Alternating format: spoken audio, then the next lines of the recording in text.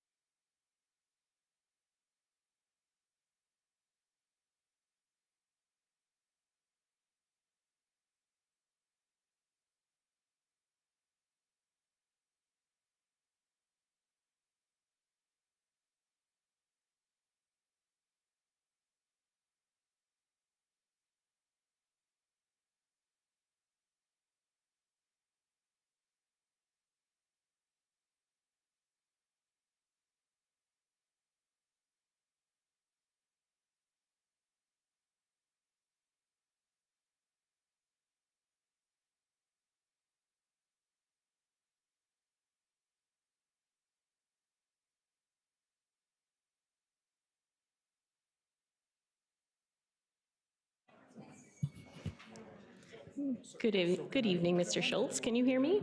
we'll respond. Okay. Well, I can hear you loud and clear. Can you hear me? I wasn't even waiting for it. I was gonna. Sorry, could you repeat that? I'll respond. I can hear you loud and clear. Can you hear me? I can. I'm just going to turn up the volume on my end. Thank you. My answer, Thank you. I don't know what yours would be, but mine was the exact same thing. We have an accessibility committee to the Could I get you to test that one more time, please? promises. Testing, testing. 1, 2, 3. 100%. Thank you so much. Great. Testing, testing, 1, 2, 3. Works? Okay.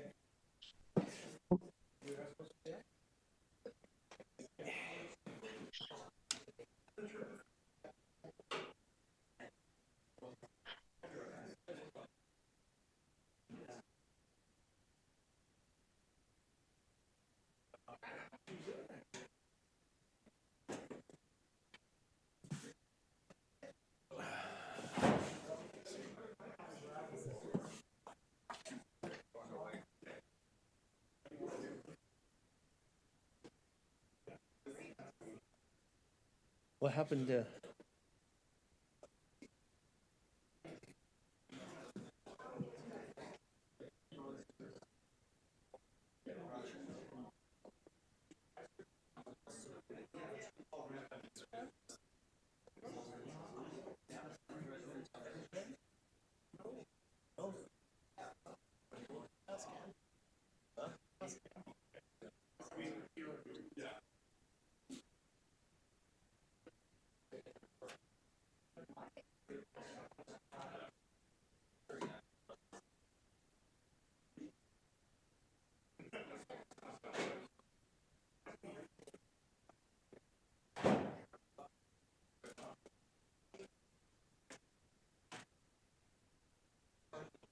Accessibility.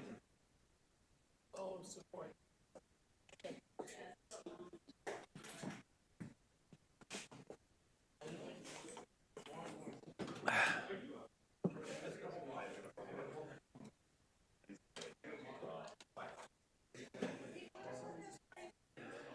So probably we gotta move the couple items E3, E4, E5. We're moving that right after the presentation. E3, 4, 5. And then, yeah, and then, yeah, because they're here. So you can probably, because you have an item on E2. You want me to move ahead of E2 as well, so you can leave right away? No rush. So right after the E2, you can leave.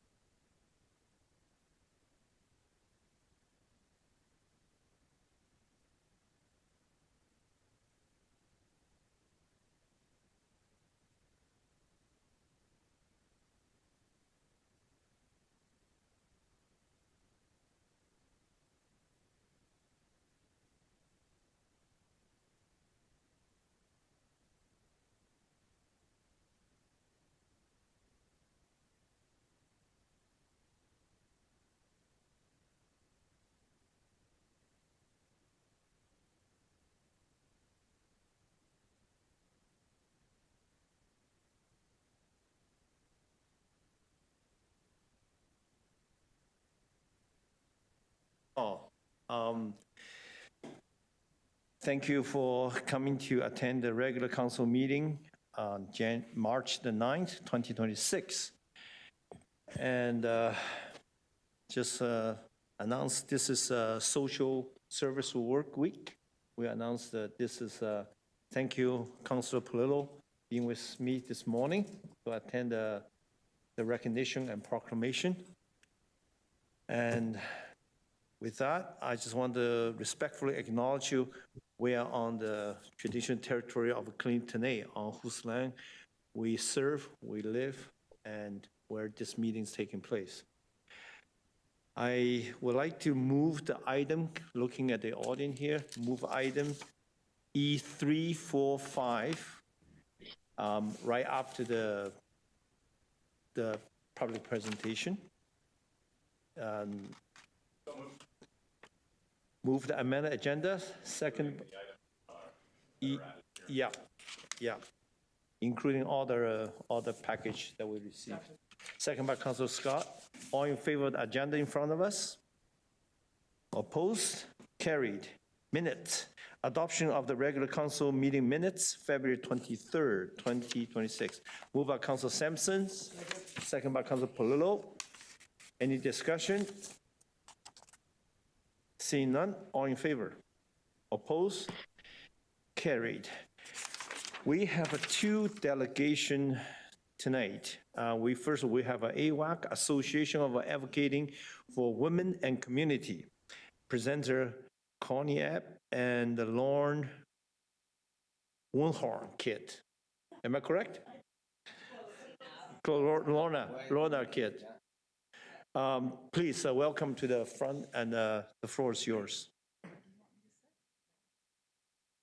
I don't know how to do this. Use the arrow. Those are instructions. Okay, use the arrow to move our presentation. Okay. Good evening. My name is Lorna Waghorn Kidd, and I am the president of the Association Advocating for Women and Community. AWAC was incorporated in 1994. At that time, our purpose was to provide safe, short-term and emergency shelter for homeless women and women with children until they could access appropriate relevant services, to provide affordable housing for individuals with low and moderate income, to promote anti-crime and anti-violence strategy programs and education in our local community, to develop and promote community outreach programs and projects. Our purpose remains the same. Our first initiative was to open a women's shelter, and we did that. Since that time, our programs now include a drop-in center, shelter, low-barrier supportive housing, recovery program, sober living facility, sober living transitional housing. We also have an evening outreach team. We continue to look at our services to see if there is something we can do better. Is there something we can do to implement positive changes? Our purpose has not changed. We still want a safe, vibrant community where no one is left behind. We believe we are an integral partner in the Prince George community.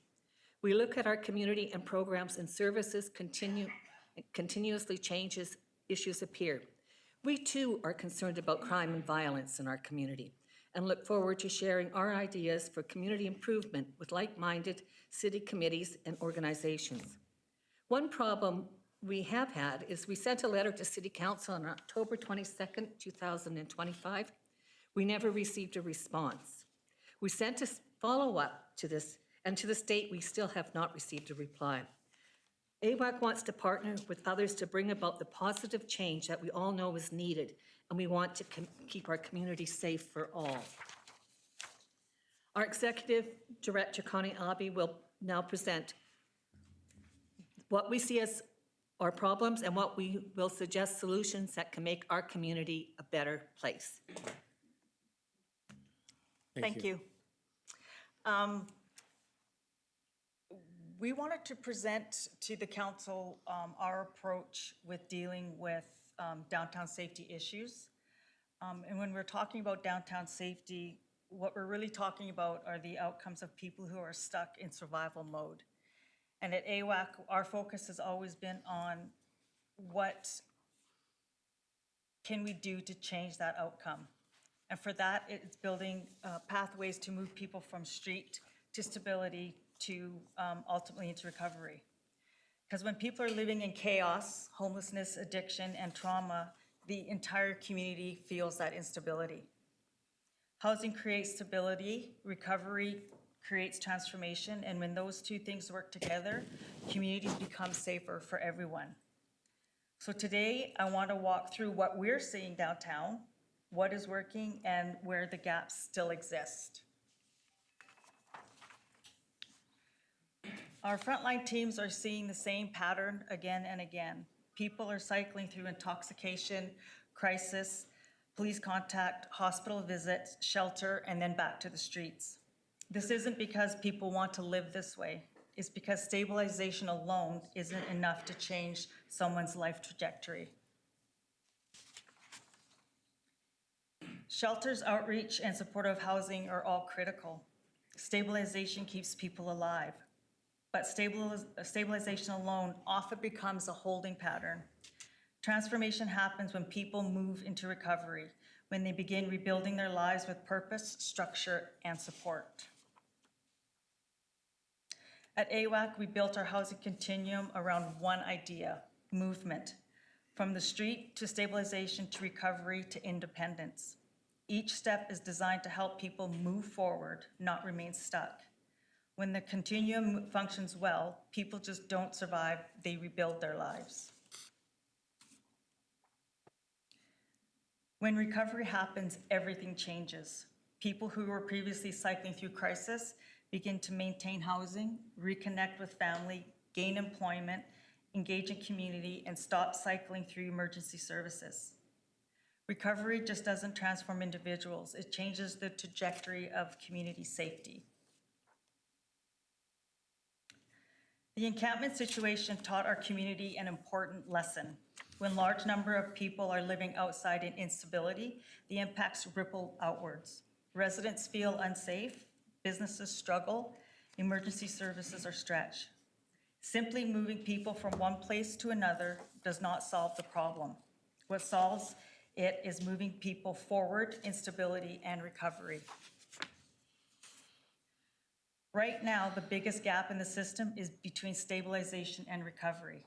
We have emergency response and shelter, but we don't yet have enough recovery-focused spaces that help people move from surviving to rebuilding. Without that bridge, people remain stuck in the most unstable parts of the system. Recovery programs function as a public safety multiplier. When people stabilize and enter recovery, police calls drop, hospital visits decrease, crisis interactions decline. One person finding recovery often represents dozens of avoided emergency responses. That's why recovery isn't just a health strategy, it's a community safety strategy. To strengthen community safety, we need to strengthen recovery pathways. This means investing in recovery-focused housing, peer support, structured programming, employment opportunities, long-term stability supports. These are the things that move people from survival into contribution. Communities become safer when people have the opportunity to rebuild their lives. The stronger the recovery pathway is, the fewer people remain trapped in the cycle of crisis downtown. Recovery strengthens individuals, and when individuals stabilize, the entire community benefits.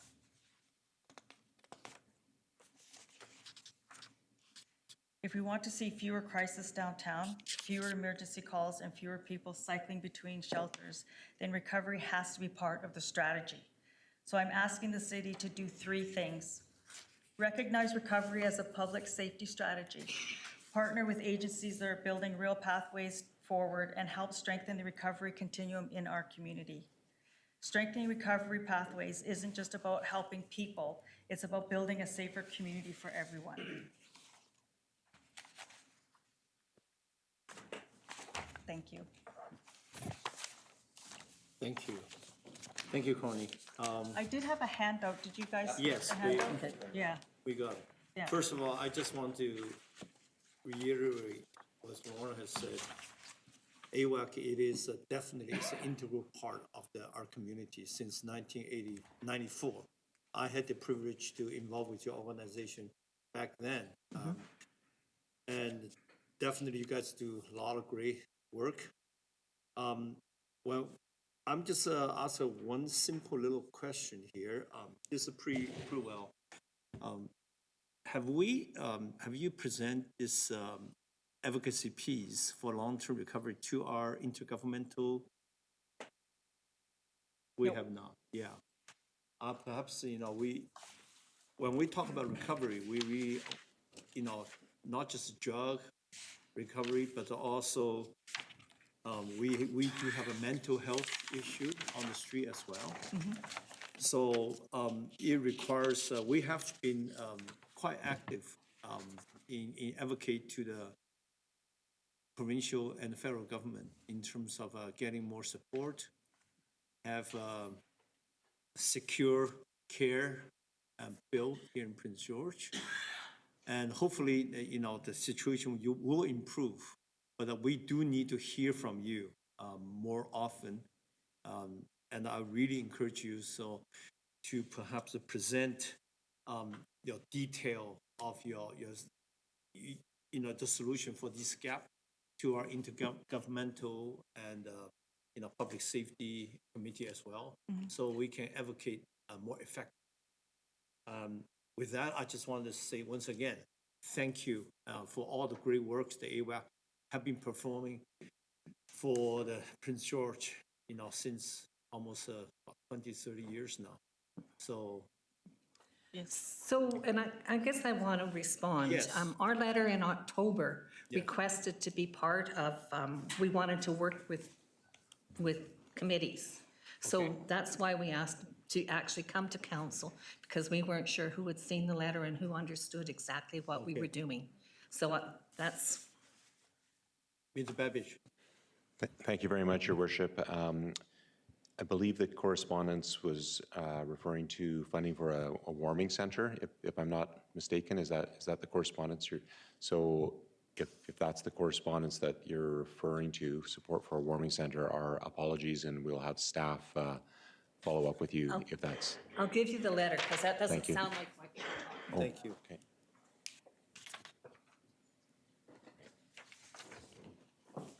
And I want to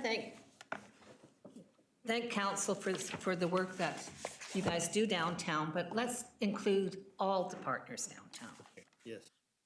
This is our, we want to see that all the organization to help the vulnerable population work together and more effectively, and to address all aspect of the problem, not working in silos. And so to increase the efficiency as well as the effectiveness. Yeah. And this is our goal. So with that, I'd like to open the floor for some questions. Councilor Skeeken.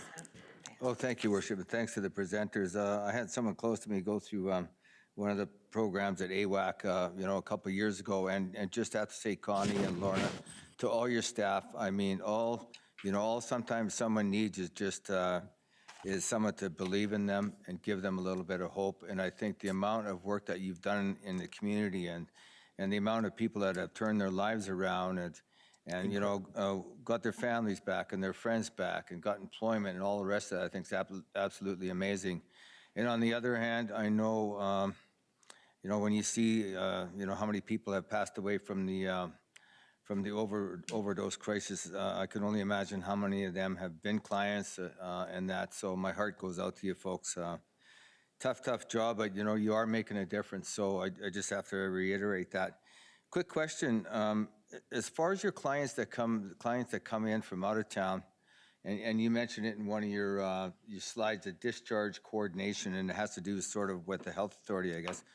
What happens to the clients that are that finish at Olive Branch or finish at any of your other programs, especially the ones that come from out of town? Is there any kind of support for them to get back to their home communities or reserves, or just high level, how does that work? Yeah, so a majority of the ones that come to us from out of community, they tend to stay in this community because they don't want to go back to where the troubles were. Yeah. But for the ones that do want to go back to the community, we do help them get back to their community, and we do keep in touch with them throughout the time that they do leave for follow-up. We do have because we have the transition to Victoria Towers, a lot of them do just stay here. So they have that additional 1 year of stability, living on their own and understanding what it means to be on their own with that minimal support. Yeah. So a majority of them do stay here with us and stay at the Victoria Towers. Great, I appreciate that. And you had that walk the other night, so appreciate again all the work that you've done and the difference that you've made in so many folks' lives, ones from the community and outside the community. So again, thank you. Thank you. Yeah, so many lives they touched. Councilor Klassen. Thank you, Your Worship. And through to our presenters, thank you very much for the work that you do and have done for so many years. My question is, if you could speak a little bit to a question that came out of Councillor Skaken's comments. What is one of the reasons that so many folks don't want to go back home? You alluded a little bit to it, like sometimes that's where the problem started, but it's part of what we're also dealing with is the fact that there are so few supports, is my understanding. Am I correct? There's some situations where their family isn't healthy in their community, so going back would put them in harm's way. When they're at Olive Branch, they do a lot of work on themselves and identifying healthy environments and non-healthy environments. So a lot of them recognize that it wouldn't be a healthy choice for them to go back to their community. And a lot has to do with no work, right? Part of what we do at Olive Branch is for the first year, we don't have them focus on work or education. The first year is just focus on getting healthy, getting strong. And then after the year, let's start looking at employment, schooling and such. And so we help them find employment. So a lot of times they can't go to employment back in their community. So they stay in our community in Prince George. Plus there's more resources here in Prince George for them than there are in outlying communities. We have people come to us from Alberta We have a gentleman here from Alberta that was really needing a different environment for his success, and he's doing quite well. He is planning on going back to Alberta, but that's a couple years down the road. Okay. All right. Well, thank you. I really appreciate you coming and not giving up despite not hearing back from any of us. And I apologize for that. But I do hope that you come and present to Intergovernmental for sure. Because sometimes we need to be more educated on everything, and having you back a few times, if you can possibly spare that time, that would be great. Thank you. What I've said in the handout is we have over 30 individuals that have gone through our Olive Branch program that have remained sober. Wow. And so in 6 years. In 6 years. That's a huge number for us. And we actually couldn't believe it when we went through the numbers and we were looking at the individuals, and we all still are in contact with every single one of those individuals because they still reach out to us. They still connect with us and ask for assistance, you know, and so it's for our organization to have that success in 6 years. It's a testament as to what is working and giving individuals an opportunity, right? Telling individuals that, you know, if you're tired, if you don't want to live this way, there are options for you. And I think that's the messaging that we want to get out to the community, right? Because I know there's a lot of emphasis on like the drugs and the alcohol and the behaviors, but people say that there's no place for them to go, but there is. And we want to get that message out there. Well, And it's not just for people who are struggling on the streets, right? It's for anybody that is seeking help. We can help you. It's not just for our homeless population. Okay. Thank you. Thank you. Councilor Frizzell. Thank you, Mayor Yu. AWAC does great work. Thank you, Ms. Ave, Ms. Wagorn-Kidd. And it is important that the whole community hears about that. In that manner, it's good to have you at council here tonight. You shouldn't have waited 5 months. I apologize for that too. But to move forward, can you reiterate those 3 asks? They weren't in the slide deck, and I don't want to miss out on what those 3 were. So if I could get those one more time, and then we can follow up afterwards. Sure. To recognize recovery as a public safety strategy, to partner with agencies that are building the pathways and help strengthen the recovery continuum in our community. And strengthen. Thank you. If you could send those along afterwards, that'll be great. And this email I'll reply to right away. Thanks. Yeah, thank you very much for the work that you do in a world where there's a lot of people devoted to helping themselves. You're spending your life devoting it to the rest of the community. Thank you. Thanks. Thank you. Councilor Scott. Thank you, Worship, and to our presenters. A lot of years we've been talking. Sorry. I was very encouraged to come out to coldest night of the year and to talk to the people and to help sign up those that hadn't filled out their waivers online, and listening to a remarkable young man named Jake talk about his journey and the impact of AWAC and agencies. It can't be said enough. It makes a difference. And whatever we can do, Councillor Frizzell and myself, Councillor Sampson and Councillor Skaken through Intergovernmental, to help advocate, to move the understanding of people, both locally, provincially, and nationally, of what's happening right here. That's what we'll do. Thank you for reaching out once more. Thank you. Thank you, Councilor Scott. Councilor Bennett.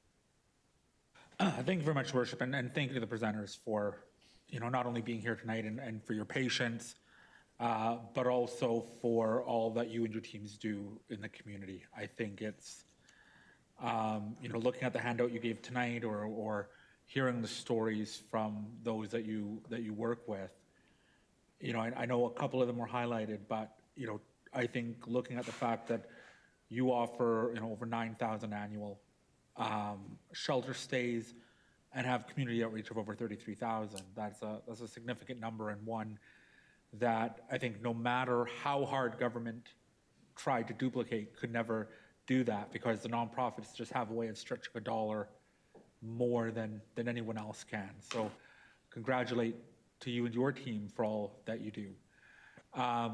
As you were talking, I was able to pull up kind of your annual report and things as well. And I know that there is a lot of what you do is supported by government funding. And I guess in the current climate, what we're seeing budgets both federally and provincially, is there additional advocacy that needs to be done from our intergovernmental committee regarding your government funding, or has it, knock on wood, been relatively stable this fiscal? It's been relatively stable.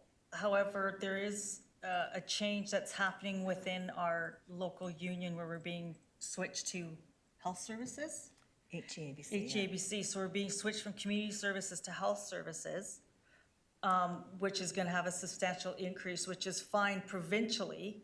However, the federal contracts that we hold, that doesn't reflect in the federal contracts. So now we're trying to figure out how are we going to find that slippage with our federal contracts, because this is a majority of our funding is provincial, but we do have federal contracts that offer outreach support services.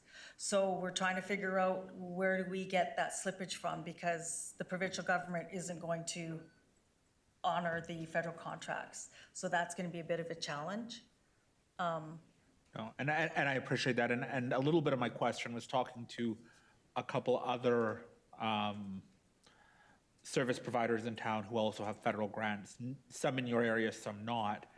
But I'm hearing very similar messages where all of a sudden there's a change in whether it's contract or service requirements that all of a sudden actually create, are done at the provincial level, but actually now create a significant funding gap in federal funding that then leaves the organization in a lurch, because you can't really stop.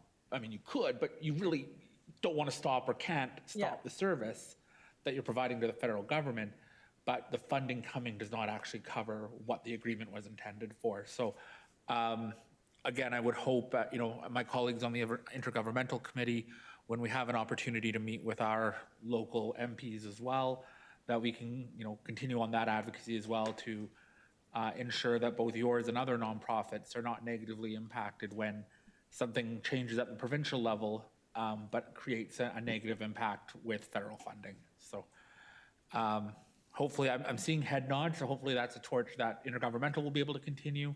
And I think, as you encounter those types of concerns as well, like, please don't hesitate to, whether it's contacting staff or contacting council or contacting the mayor, that, those are some things that, as council, we're able to continue to push for and advocate on your behalf as well. So, because if you're able to do what you do great, that provides much needed support to our community. So anything we can do to help amplify your asks to government, I think we're able to step in and help support that as well.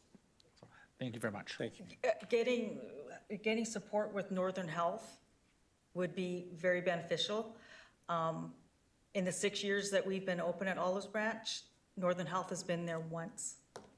And so now what we're finding is that as we were growing, we were recognizing that just providing a safe, sober place for individuals to be, they're also needed to have superior counseling services. We needed to offer individuals an opportunity to work through their traumas and work through their mental health challenges.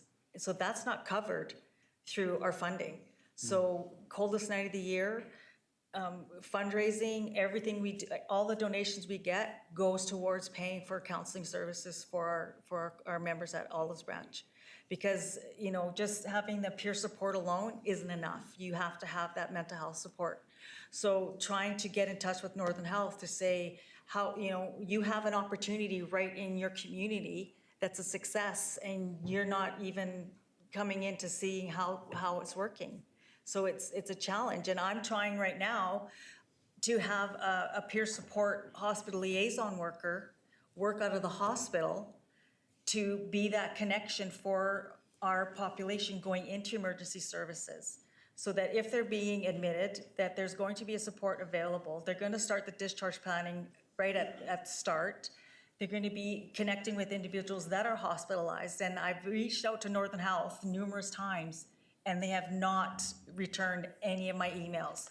And I'm the one that wants to put the worker in Northern Health. Like, I'm not asking them for anything. I'm just basically asking for their approval for my worker to go in and help with the discharge planning, help with the advocacy and working with the doctors and the nurses.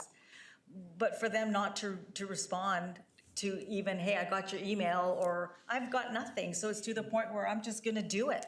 I'm just gonna do it. I'm just gonna send a worker up there and get them just to start working in there. Because Connie, it's, tell them also how often on a Friday afternoon, somebody will show up at our shelter or at OB or whatever. They've been discharged from the hospital. We have no idea who they are. There's no contingency, there's no planning.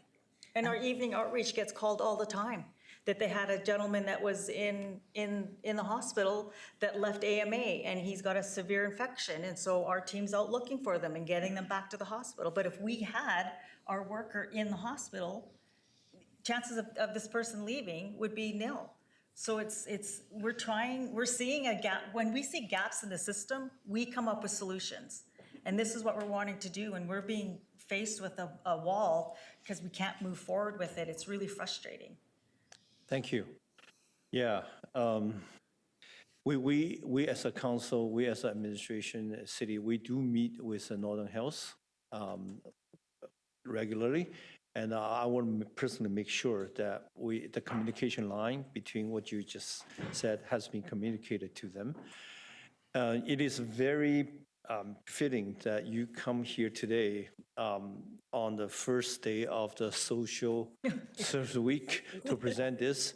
And I'm going to paraphrase Don Hemingway's word today. He said, we're working towards a day that social service is no longer needed. And we also would like to see one day that AWAC may not be needed.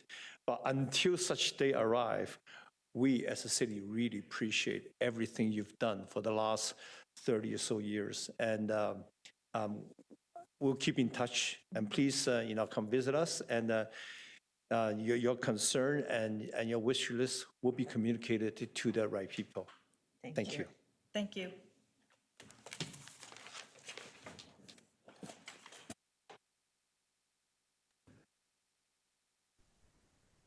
Okay, we have another presentation, C2. Cornerstone Planning on behalf of a Northern Development Initiative Trust, presented by, on the Zoom, Peter Schultz, my dear friend. Yes, Peter, the floor is yours. Good afternoon, Honorable Council. Thank you for this time. My presentation has usually lasted about 9 to 12 minutes. I will endeavor to keep it within the 10-minute mark. The project is called the Prince George North Vancouver Railway, transitioning from Class 1 management. Next slide, please. Key points. The Canadian National Railway has issued a notice of discontinuance as of July 2025 to shut down a portion of the railway from Exeter to Brackendale, roughly 100 Mile House to Squamish. So what that means is in July 2026, a number of options open up for the future of this railway, which range from nothing happening, status quo, to the other extreme is BC Rail Properties transferring the fixed capital assets, in other words, the tracks, to CNR or another party for demolition and permanent removal of the tracks. This project was initiated by the efforts of many of the mayors along the line, seeking funding from the Northern Development Initiative Trust, because they felt that the provincial authorities were not moving, and they were concerned of the latter end of that spectrum. Next slide, please. on this team includes my associate Dean Doki, who is a elder with the West Moberly First Nations. He's leading First Nations engagement. I've worked with him with various projects since 2008. Next slide, please. And myself, I have a Master of Arts in Community Planning from University of British Columbia, and I'm a professional transportation planner and a registered town planner. I was raised in Mission and Deca Lake, British Columbia, and also have lived in Pemberton. I have quite a bit of experience in Northern and Arctic transportation policy development. Next slide, please. We can skip this slide, please. We can skip this slide, please. Okay, this slide is a map of the 3 western provinces. On this map, the red lines indicate a railway that is currently functioning, and white lines indicate a railway that is no longer functioning and for which the tracks may or may not have been removed.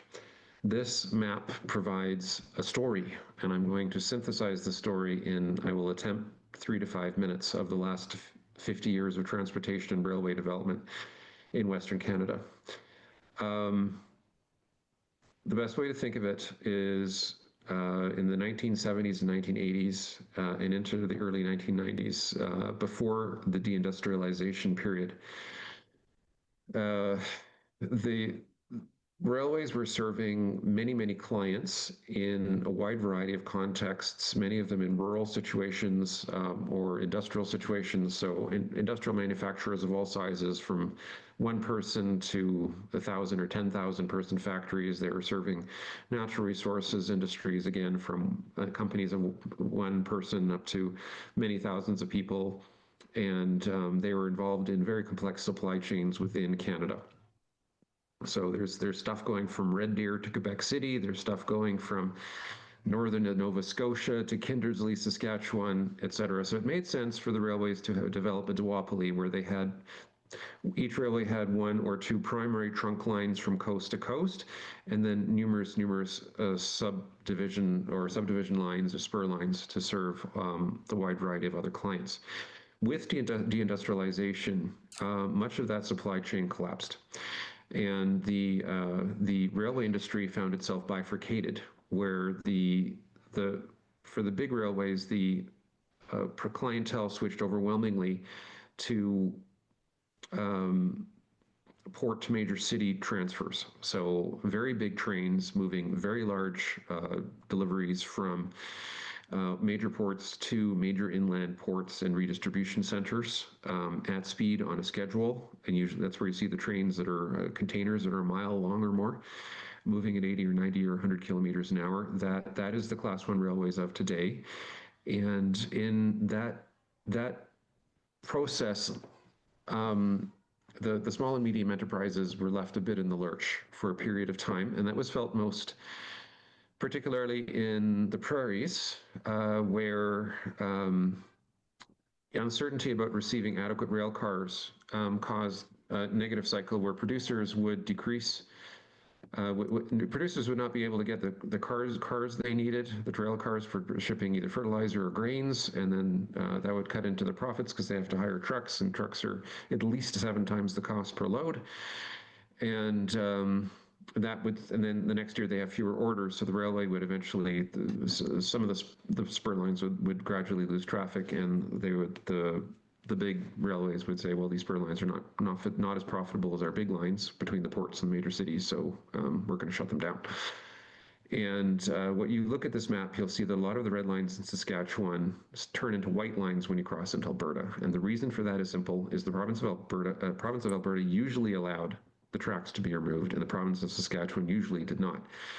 And what happened in Saskatchewan is that after any number of period, it could be weeks, months, or years, local farmers would get together and they would just get rights to a track that had been shut down. They would get an old locomotive, and they'd take a few-day course in railroading, and they're off to the races. They're moving grain in the spring, and they're moving wheat out in the summer or in the fall.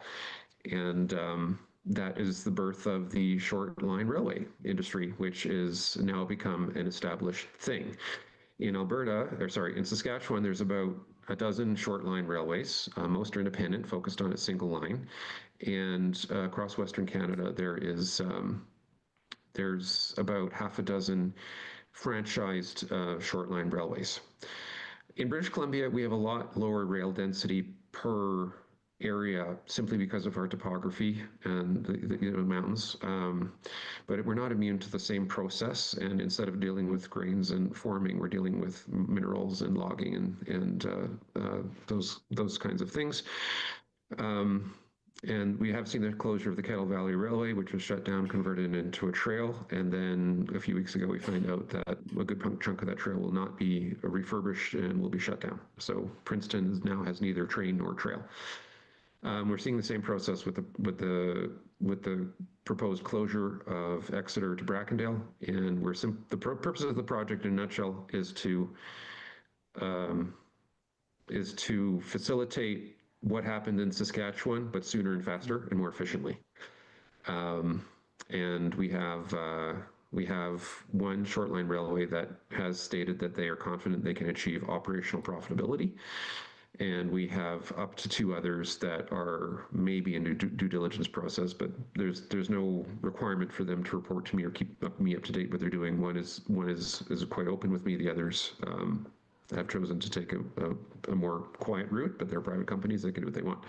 Next slide, please. The other factor of this railway from Prince George south is that the canyon has got some significant issues in terms of vulnerability, strategic vulnerability. This satellite image is taken from 20 kilometers south of Lytton.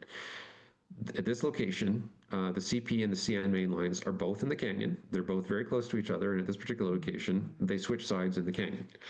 And the old Trans-Canada Highway, the one that the big trucks need to take still when Coquihalla has a major dump, is right there.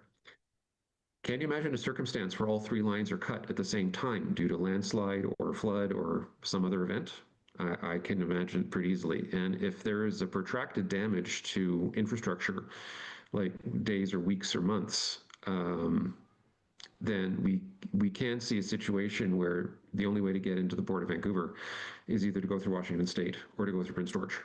And that is an element that needs to be considered seriously in any discussions to close the line between Prince George and North Vancouver, which, by the way, the land is owned by BC Rail Properties, reporting to Ministry of Transportation. The track's the same, and it is leased to CN for a 60-year lease.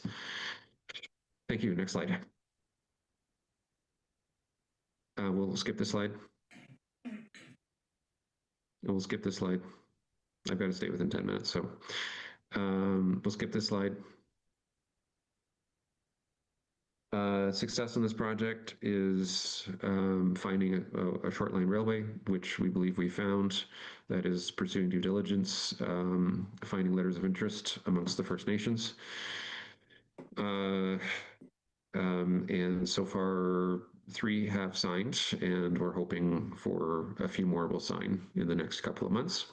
Just stating that they would like the railway to continue and that they're interested in future discussions on co-ownership and co-management, common understanding amongst the communities, which is what this meeting is for, and political polity of scrapping the railway has ceased. And I think that is Point of order, fairly move well to placed. extend the time, 5 minutes. Keep going. Another Peter. 30 seconds. Another 30 seconds. Next slide, please. Next slide, please. I'll focus, since we're out of time, I'll just say to council that I encourage you to endorse the resolution which was sent by the District of Squamish regarding saving the railway and the reasons thereof, and to continue and to thank Councillor Klassen and Mayor Yu for their active involvement in this project today. That's all. Thank you. Thank you, Peter, for the presentation. Councillor Fussell. Thank you, Mayor Yu, and I also want to say thank you for the presentation.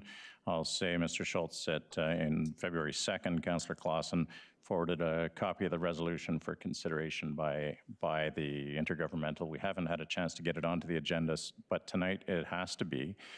So I'm glad this was brought forward at this time, because the Squamish resolution is identical to the one that Councillor Klassen brought forward almost a month, well, more than a month ago. And Friday at noon is when resolutions have to be brought forward to NCLGA. So while it hasn't had a time to go through intergovernmental, the Squamish resolution, Ms. Kellett, if you could put it up, I will move it. And the reason to move it, I'll go into if it's seconded. Second by Councillor Klassen. Rationale for this is we don't want to shut the gate on it. This is in the strategic national interest of the country. As Mr. Schultz explained, one landslide could knock out a significant transportation corridor, and this doesn't require commitment at this point beyond finding out a way to make this work. This is what the group that has brought this forward is trying to do, and I think this merits debate by the municipalities of NCLGA, which are municipalities from 100 Mile North. Squamish has a resolution on the south side, so from 100 Mile North on the north side, we should move this forward to NCLGA. Thank you. Thank you. Thank you, Councillor Fussell. Councillor Ramsey. Thanks, Your Worship. I just had a question, and I wasn't in the last council meeting, so perhaps it's already been resolved, but I don't recall seeing an appointment of Councillor Klassen to do this work, so I'm just wondering if that needs to be added in for consideration as well. This work is Peter is how this project come to be. It's Councillor Klassen and Peter met at Penwell. I understand. I do think You want to make a motion? there should be a formal resolution appointing Councillor Klassen. I'm happy to move it. Sure. I just, I don't know if it should be part of this or Yeah. part of the next. after So the that item. logistically, Councillor Klassen is appointed by council to do that work. Sure. I just, Do you want to include in this as an amendment to this resolution? I would make it as an amendment, but if this resolution that? is going forward to Sure. NCLGA, then it should perhaps be a separate resolution. Yeah, I want to say, Councillor Klassen, as a volunteer, done tremendous amount of work. She's just been invited to Pacific North Railway Shipping Association to do a formal presentation on behalf of NC Northern Development as well. There's a tremendous number of mayors along the way from North Van, myself. We met, we meet almost every 2 weeks because there's a certain urgency to get this thing, to make sure that the railway don't get scrapped, right? So. Thanks, Your Worship. I understand the benefits of Thank you. continuing the advocacy on this. I just think that the Sure. position of who's championing the advocacy should be formalized to make sure that Councillor Klassen is able to feel we have a confident seconder? doing that. So.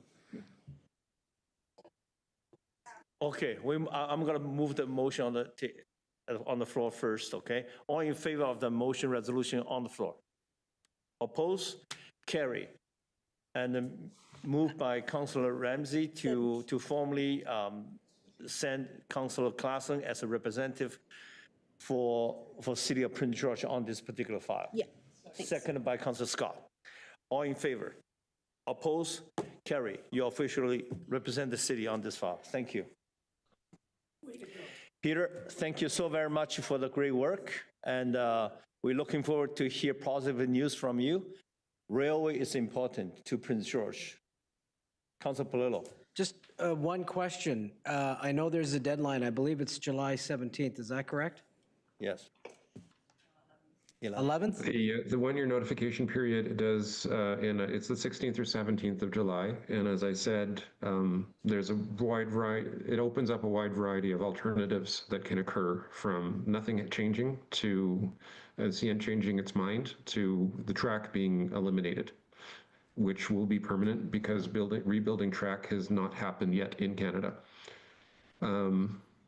So we're trying to narrow the options and find something that works better and reinvigorate the small and medium enterprises in the Caribou and Sea to Sky region while we do it. And I believe we have a solution based on the successes of short-line railways in many other jurisdictions, in many other circumstances.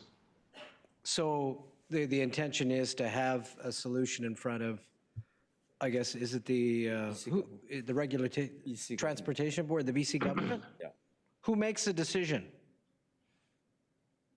That's actually not a straightforward answer. The CN does have the option to negotiate a sublease agreement with a short line railway, in which case the CN will maintain ownership and then simply subleases short line services on the same line. That would be consistent with the BC Rail agreement with CN. CN could cease to remove itself entirely, and the lease and then BC Rail Properties would be the negotiating a lease with another party, which could include a ownership party, which then subleases to the short line, or to the sublease or leases to the short line itself. I guess I hope that gives the picture of there's multiple possible options here. Who's the decision maker? There's no clear-cut one. CN certainly has a role, as it has a 60-year lease, and it hasn't extinguished that lease. It simply stated that we intend to extinguish that lease, but they can change their mind. But BC Rail Properties, which reports to Ministry of Transportation, does play plays a minor role if CN does not extinguish its lease, and will play a significant role if it does extinguish its lease. I hope that makes sense. So at this stage, we're not trying to find a solution. We're trying to get the actors in place so they can get into a room and negotiate these details. Okay, that's a little more complex than I was intending or expecting. So the intention is to have a short haul provider and present that information by the deadline to these parties? Your group, is that your goal? Well, there's 4 primary goals. I believe that goal has already been achieved. We're getting senior governments, federal government, and the municipalities all on the same page on terms of information is a big part of our work. That is proceeding well. I've been invited to meet Mott tomorrow morning, which is quite exciting. I haven't spoken to anyone from Mott yet. So it's laying the groundwork to get folks together in a room, I'm hoping in April or May, and negotiate what are we going to do this year, next year, in 10 years, et cetera.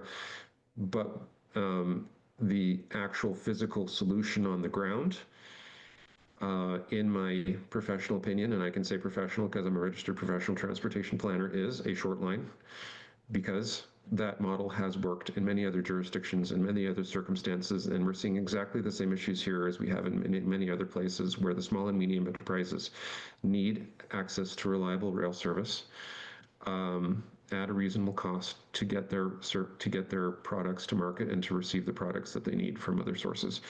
And that is exactly what short lines do, and what short lines do is also completely compatible with the big class 1s, because there won't be many class 1s going through this line, but on the occasion that they do, that's what scheduling is for, and there will be a coordination. Okay, I appreciate that clarity. Thank you. Thank you, Councilor Polillo. Councilor Carson, you want to add to that? Yes, although I wanted to bring up an additional letter of support that thank you, Leslie. So NDIT, who's funding Peter's role and Dean's role, they've asked for letters of support to come their way from municipalities. From First Nations, we're asking for letters of interest, and from municipalities, we're asking for letters of support. It's not financial support, but it's just support for this engagement and assessment. And so I'm just wondering if, or what I would like council's support on, is to move for Mayor Yu to send a letter to the Northern Development Initiative Trust expressing the City of Prince George's support for the proposed Prince George to North Vancouver Railway engagement and assessment, including the section of corridor anticipated to return to the province of British Columbia in July 2026. Yeah, I'll second that. Second by Councilor Fazil. All in question yeah, we have this motion on the floor for Mayor, for me to write this letter to ban. Well, actually, I'm the director of the NDIT too, so I guess, yeah, I have no problem supporting that, but I just, formalization, this supports come from council as a whole, and that's what it is all about. All in favor of supporting this initiative? Oppose? Carried. I shall send a letter. Thank you, Peter, and yeah, you may remain on the, to watch the council meeting, and, but thank you for your participation. Thank you. With that, Thank you, Honorable Mayor. I'll probably step out. thank you. Okay. With that, we'd like to move to E3. Advisory Committee on Accessibility and Inclusion Committee 2025 Annual Report. First of all, I just want to, on behalf of the city and on behalf of the City Council, and I would just like to say a big thank you to you, Mr. Byron, for sitting on this committee for all these years on behalf of all the citizens that really need, through you, to advocate to the city to provide more accessibility to them. And we just like to say thank you.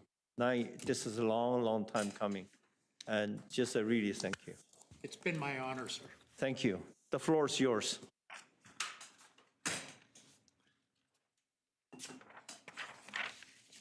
And thank you, Maria, for coming to supporting. Thank you. Greetings, Your Worship and Mayor and Council and members of Council. My name is Ken Byron, and I am the Chair of the Advisory Committee on Accessibility and Inclusion. I'm here to present the 2025 work plan, update Council on last year's accomplishments, and outline the 2026 work plan for your consideration. This will be my final year as chair, as I have served the maximum number of years and I've enjoyed my time on this committee. I'll give a brief overview of the work plan here. In 2025, the committee held 4 meetings to address the key tasks outlined in the 2025 work plan. To save time, I will highlight a few key points.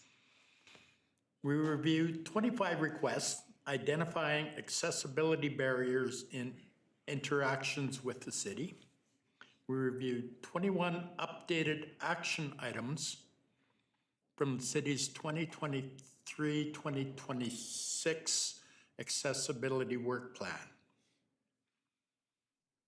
We contributed to the preparation of a grant application to Spark BC, resulting in funding for the installation of push-button door openers. We participated in CNIB Get On Board national campaign for accessible public transit in Prince George. Overview of the 2026 work plan. Moving forward, the committee will shift focus from its primary role of reviewing service requests, as we have now solid pool data, to take a more active role in advising staff on projects outlined in the city's 2023-2026 work plan.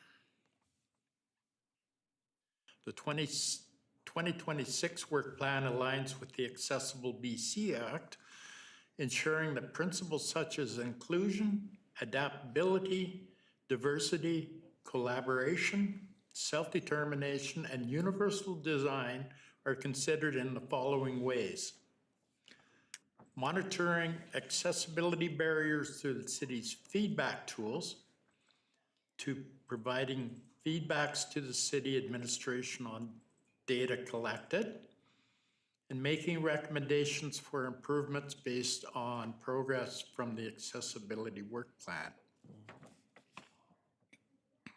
In conclusion, the committee requests council approval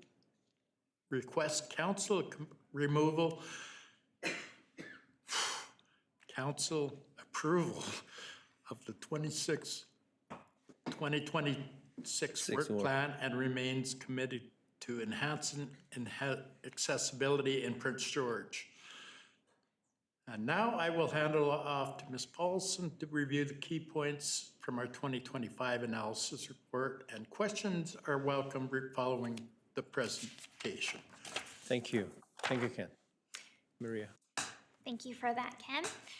Good afternoon, Mayor and Council. My name is Maria Paulson. I am the Civic Initiatives Coordinator for the City of Prince George.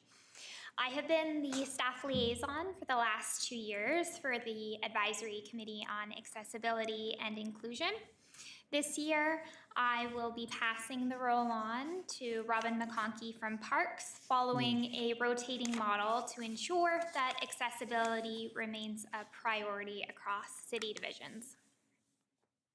Before I get into the data, I just wanted to note how valuable this experience has been.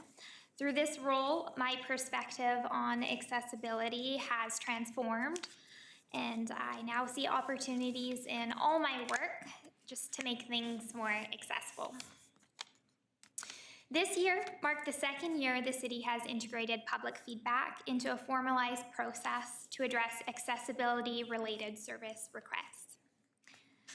This process includes the establishment of an internal working group with oversight from the Advisory Committee on Accessibility and Inclusion. Of the 25 service requests received, the category with the highest number of requests was consistent with last year: roads and sidewalks. These requests included adding curb drops to various locations, declaring vegetation, considering street lighting for improved visibility, or improving signage, or clearing snow from sidewalks. Some notable achievements for 2025. I wanted to briefly highlight, as Ken mentioned, an achievement for the committee. This year, we secured $25,000 in Spark BC funding to install push buttons at the Prince George Agriplex. The remaining funds were used to install additional push buttons at the CN Center, representing a tangible outcome and a clear win for the community. Here are some ongoing challenges that, again, remain consistent from last year. One is limited app integration.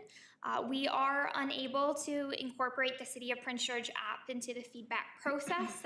This is due to software limitations.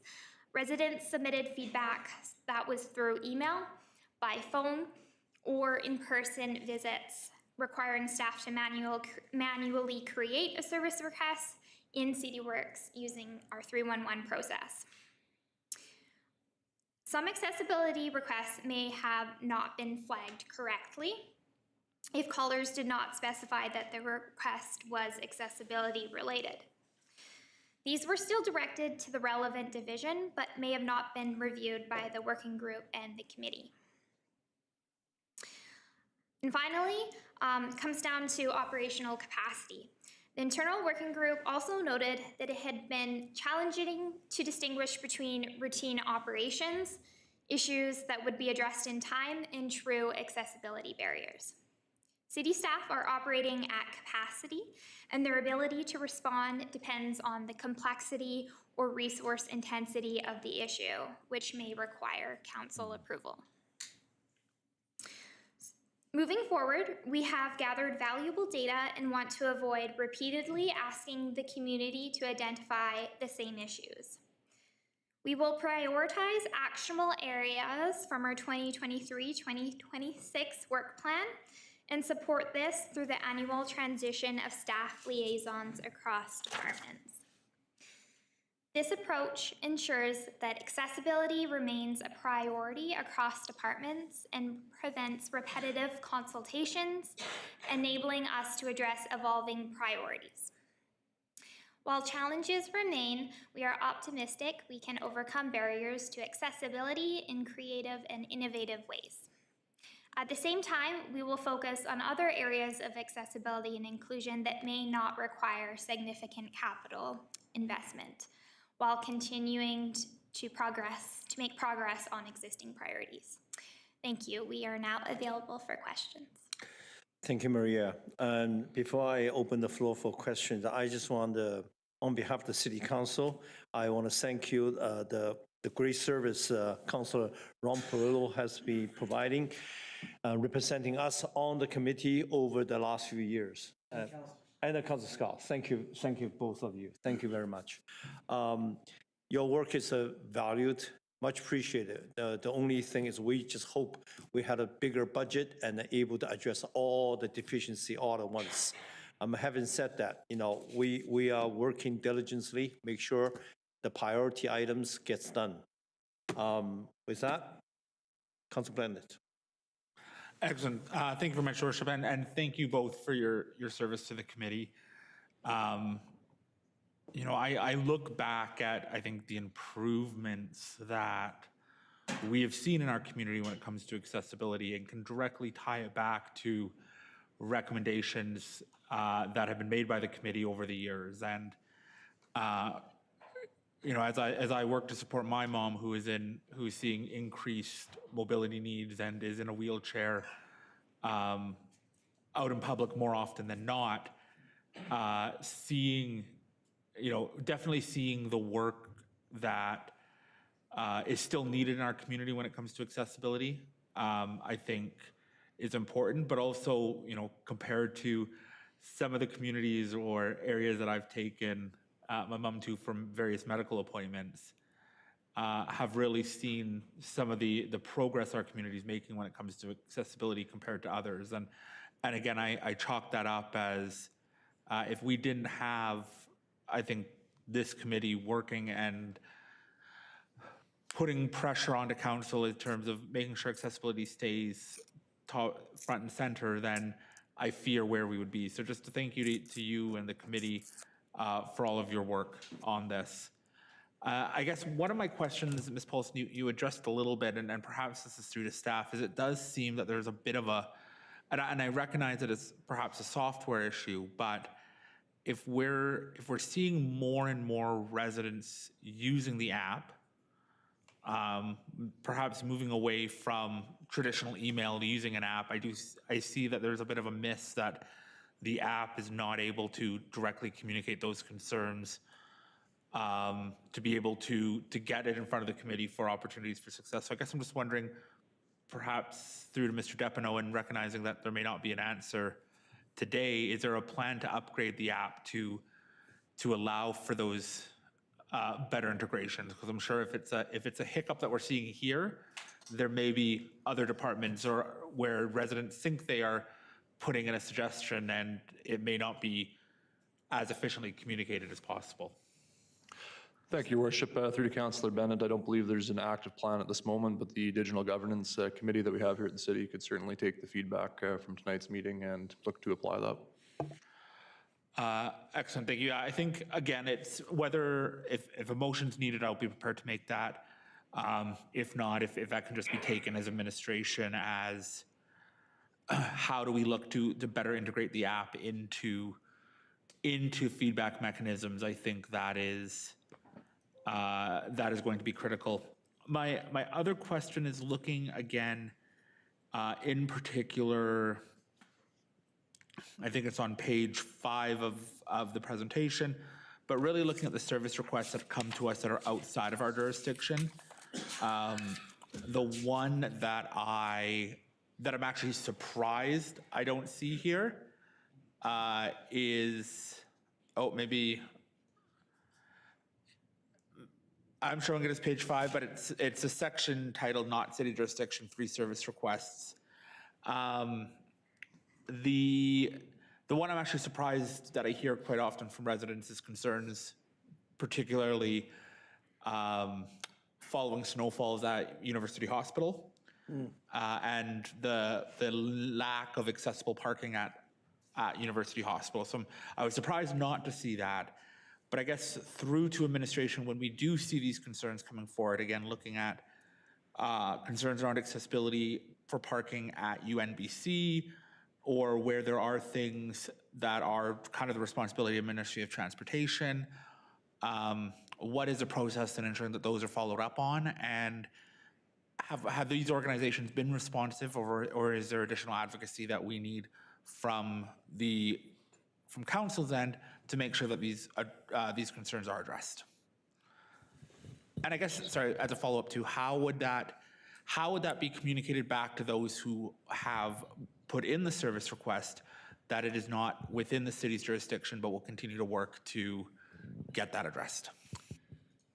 Thank you, Your Worship. So the city, through its 311 frontline staff, either through email or face-to-face or phone call, when faced with questions that relate to a facility outside our jurisdiction, would provide contact information to the resident for the organization that is responsible for the facility, and provide that as the response. Not aware of any other mechanism to provide feedback or to follow up, but ask Mr. Dalio if he has any additional information. He's indicating not, Your Worship. So that's the way that the city can assist our citizens to direct their complaint or inquiry to the correct organization. Yes, sir. Thank you very much. Thank you. Councilor Palillo. Thanks, Your Worship. And as you mentioned, it's been my privilege to be the liaison on this committee for the past 3.5 years, along with Councillor Scott. It means a lot to me personally and also professionally, not only my professional life here, but also my professional life at Aim High. Accessibility is a big deal. And I was going to address the app situation, because I know that's been an issue for a couple of years, and I think I've expressed that concern at meetings that we've had. So if we can look into that issue staff-wise to see if we can find a fix. It's been a couple of years, and really not much has been done other than saying the app doesn't incorporate it. I think we need to investigate that a little more vigorously, in my opinion. I'll also bring up some excellent feedback I think we all received with the Spark project that you mentioned as well at the Agriplex. I know I personally got fantastic response from that. I think we all did as councillors. So that was a big win for, I believe, the committee, and a highlight for sure in 2025. And I did notice as well, too, that we did get 25 submissions, but that's down from the year before. I think the year before was 67, I believe. Why do you think that is? Because I know the accessibility issues are still out there. Is it maybe just the initial, the year that we launched it? Perhaps do we need a little more education and awareness to the public to get them to raise these issues and continue to reach out to us and let us know what is happening? What's your thoughts around that, either Ken or Maria? Sure. Thank you for the question, Your Worship, through to Councillor Palillo.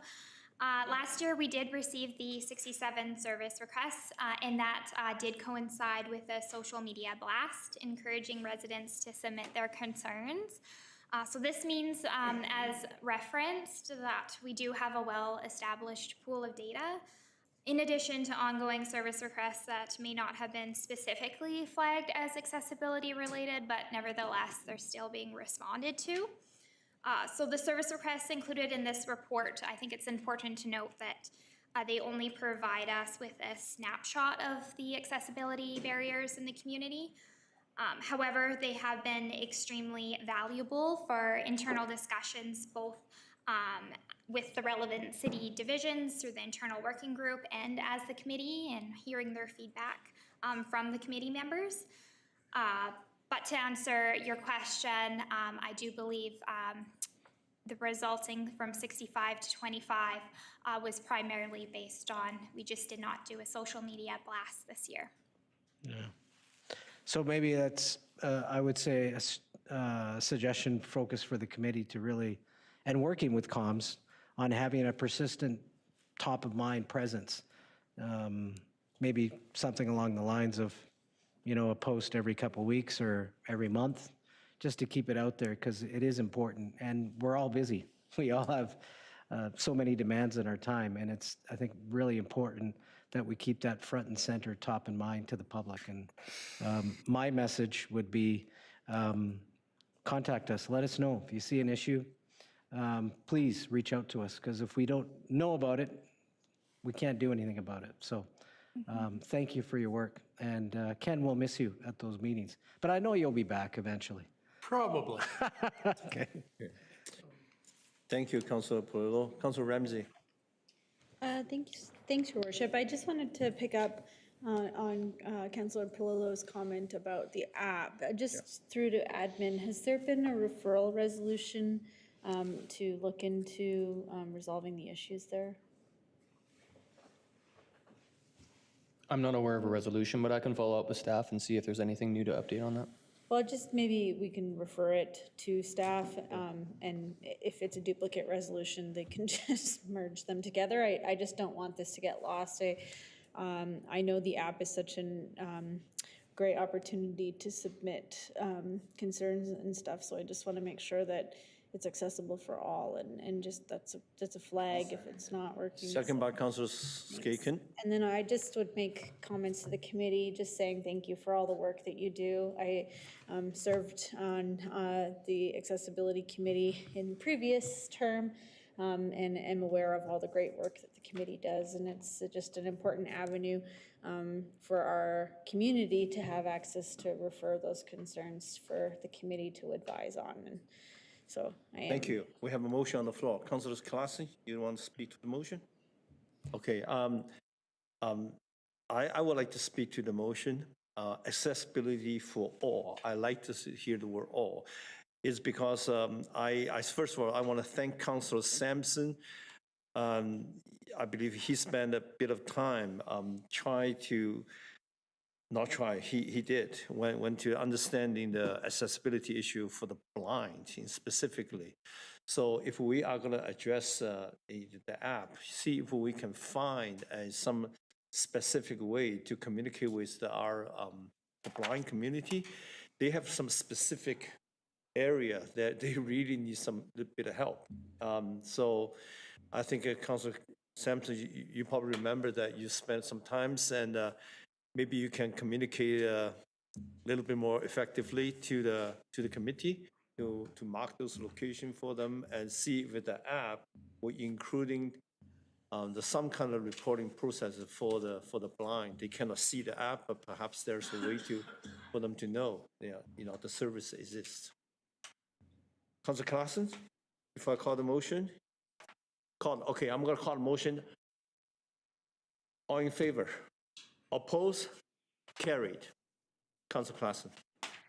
Mayor, if I may, just through to the presenters and maybe especially to Ken, how are the accessibility to our water and to like being able to enjoy the river, like to go fishing, to go to Shane Lake, how are those things? I'm just wondering a little bit how those things are going, and are we like? Well, we've got the Carefree Society in town with the new accessible bus. It's delivering everybody out to places like that on regular tours. Their summer's going to have a lot of added tours and extended runs and whatnot. Just keep watching their website, carefreesociety.org, and it'll be showing changes. So I'm guessing that's a positive on the Carefree Society. Yes. Okay. All right. Well, that's very good news. I'm glad that that's working well. Thank you. Thank you. Councilor Sampson. Yeah, thanks, Mayor Yu. It's all been said, but Mr. Byron, please pass on our appreciation to your colleagues on the committee. Your volunteerism to help make Prince George more accessible is made a huge difference. And I'll say, even from my time getting on council to where we are today, I've seen huge strides in our understanding of the needs of our community, and not just looking at it so linear as simply as maybe simply just an individual group who has certain accessible needs. it's a broader scope from when I've joined council, and that's been widened thanks to your group. So thanks very much for your focus and attention on that, and the stewardship of you as well, Ms. Paulson. Looking forward to seeing how that evolves as it works through other departments of our city. I think I wasn't planning on speaking to it exactly, but appreciate it, Mayor Yu. I think there are a number of groups in our community who are looking to provide that feedback, and so I think if there's an opportunity with the committee every year, and we can maybe chat a bit more offline to have where there's not every meeting participation, but one opportunity for them to come and have a conversation, some of these groups. I think folks like the CNIB spoke favorably to an opportunity like that would be very beneficial to them to just have a session to meet with the committee to then champion those I don't want to call them concerns, but those identified opportunities from their perspective. So I think if there's a chance that the committee can have you do lots of consultation, but maybe something more tailored in person for some groups, that would be a benefit is what I'm hearing from some organizations. So that could be maybe happening once annually or something to that nature, and I think that'd be beneficial. So thanks again, and appreciate the work that's being done. Thanks. Thank you, Councilor Sampson. With that, and then just once again, on behalf of the city and on behalf of the council, thank you, Ken. Thank you, Maria, for your work. Looking forward to your presence in the next council committee. Okay, thank you. Thank you so much for having us. Thank you. And thank you so much for your time, Mayor and Council. Much appreciated. Thank you. Yeah. And your consideration to accessibility. Thank you. With that, we move on to. Your Worship, we do need the recommendation. Yes, we need to move by Councilor Sampson, seconded by Councilor Bennett. All in favor of the recommendation on the opposed? Carried. E4, annual report, Prince George Heritage Commission. Mr. Davison and Ms. Rogers.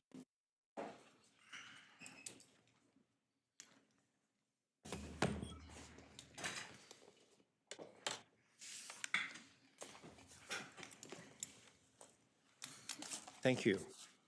The floor is yours. Go ahead. Okay, thank you, Mayor and Council, for inviting us to give the annual report of the Heritage Commission. And let me get into it. I want to start by talking about some of the highlights of 2025.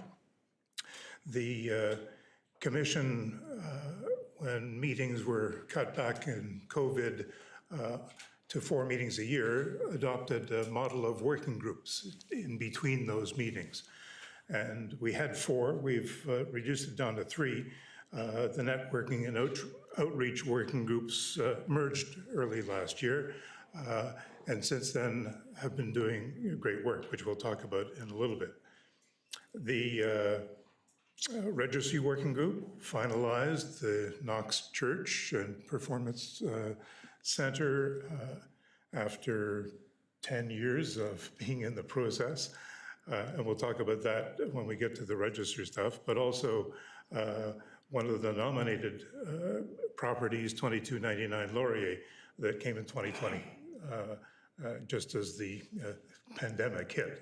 So we've finalized those.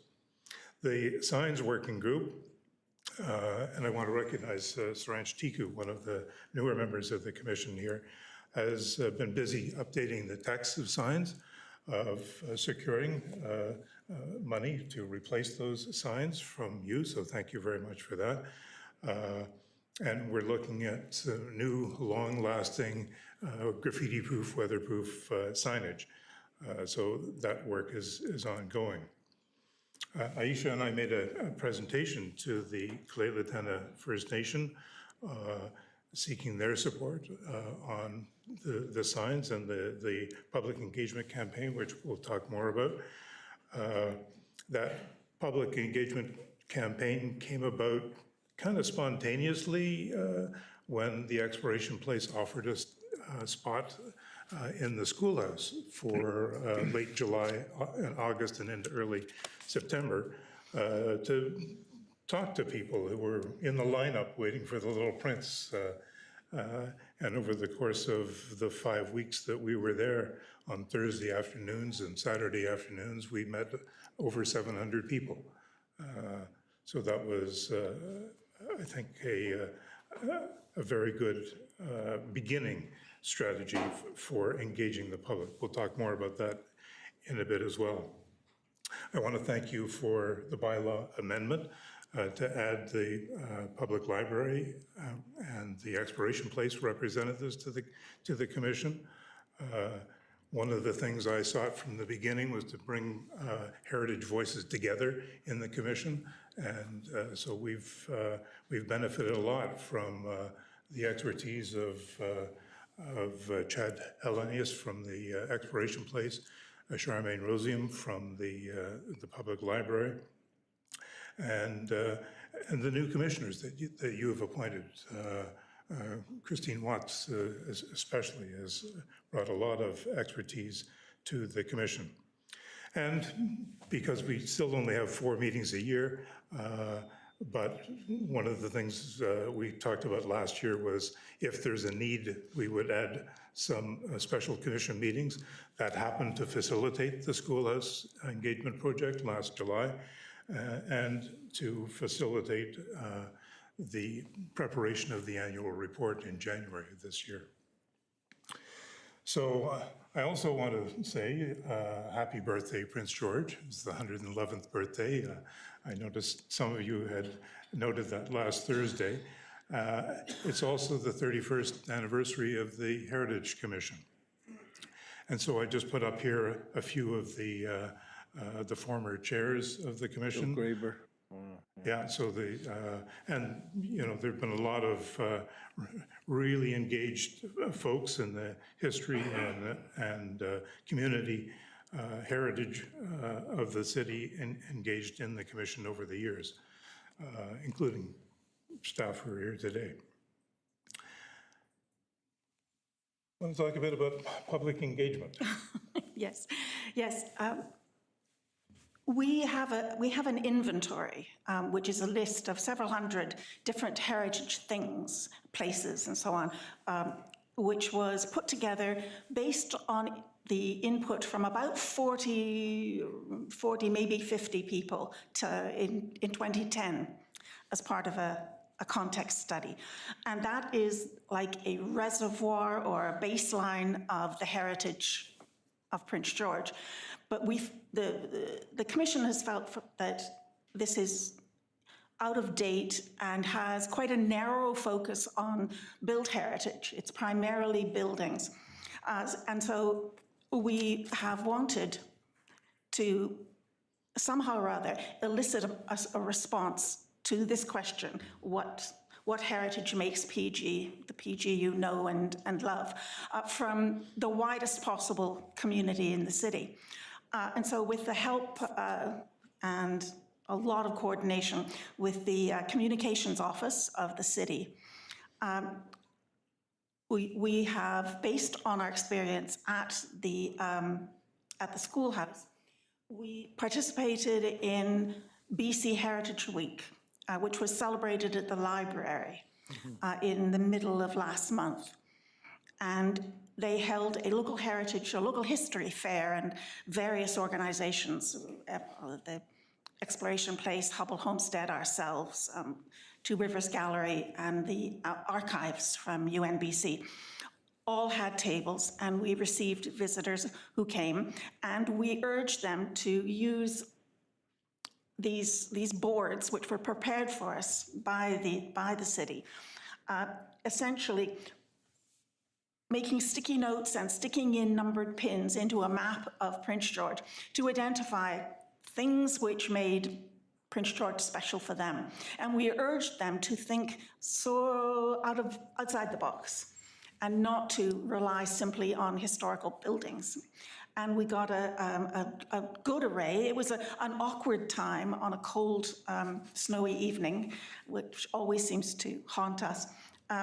but there were about 40 people who came and participated, spoke to everyone there, and stuck up their ideas on the board. And then the board stayed on after in the library for a while, and we've accumulated more responses.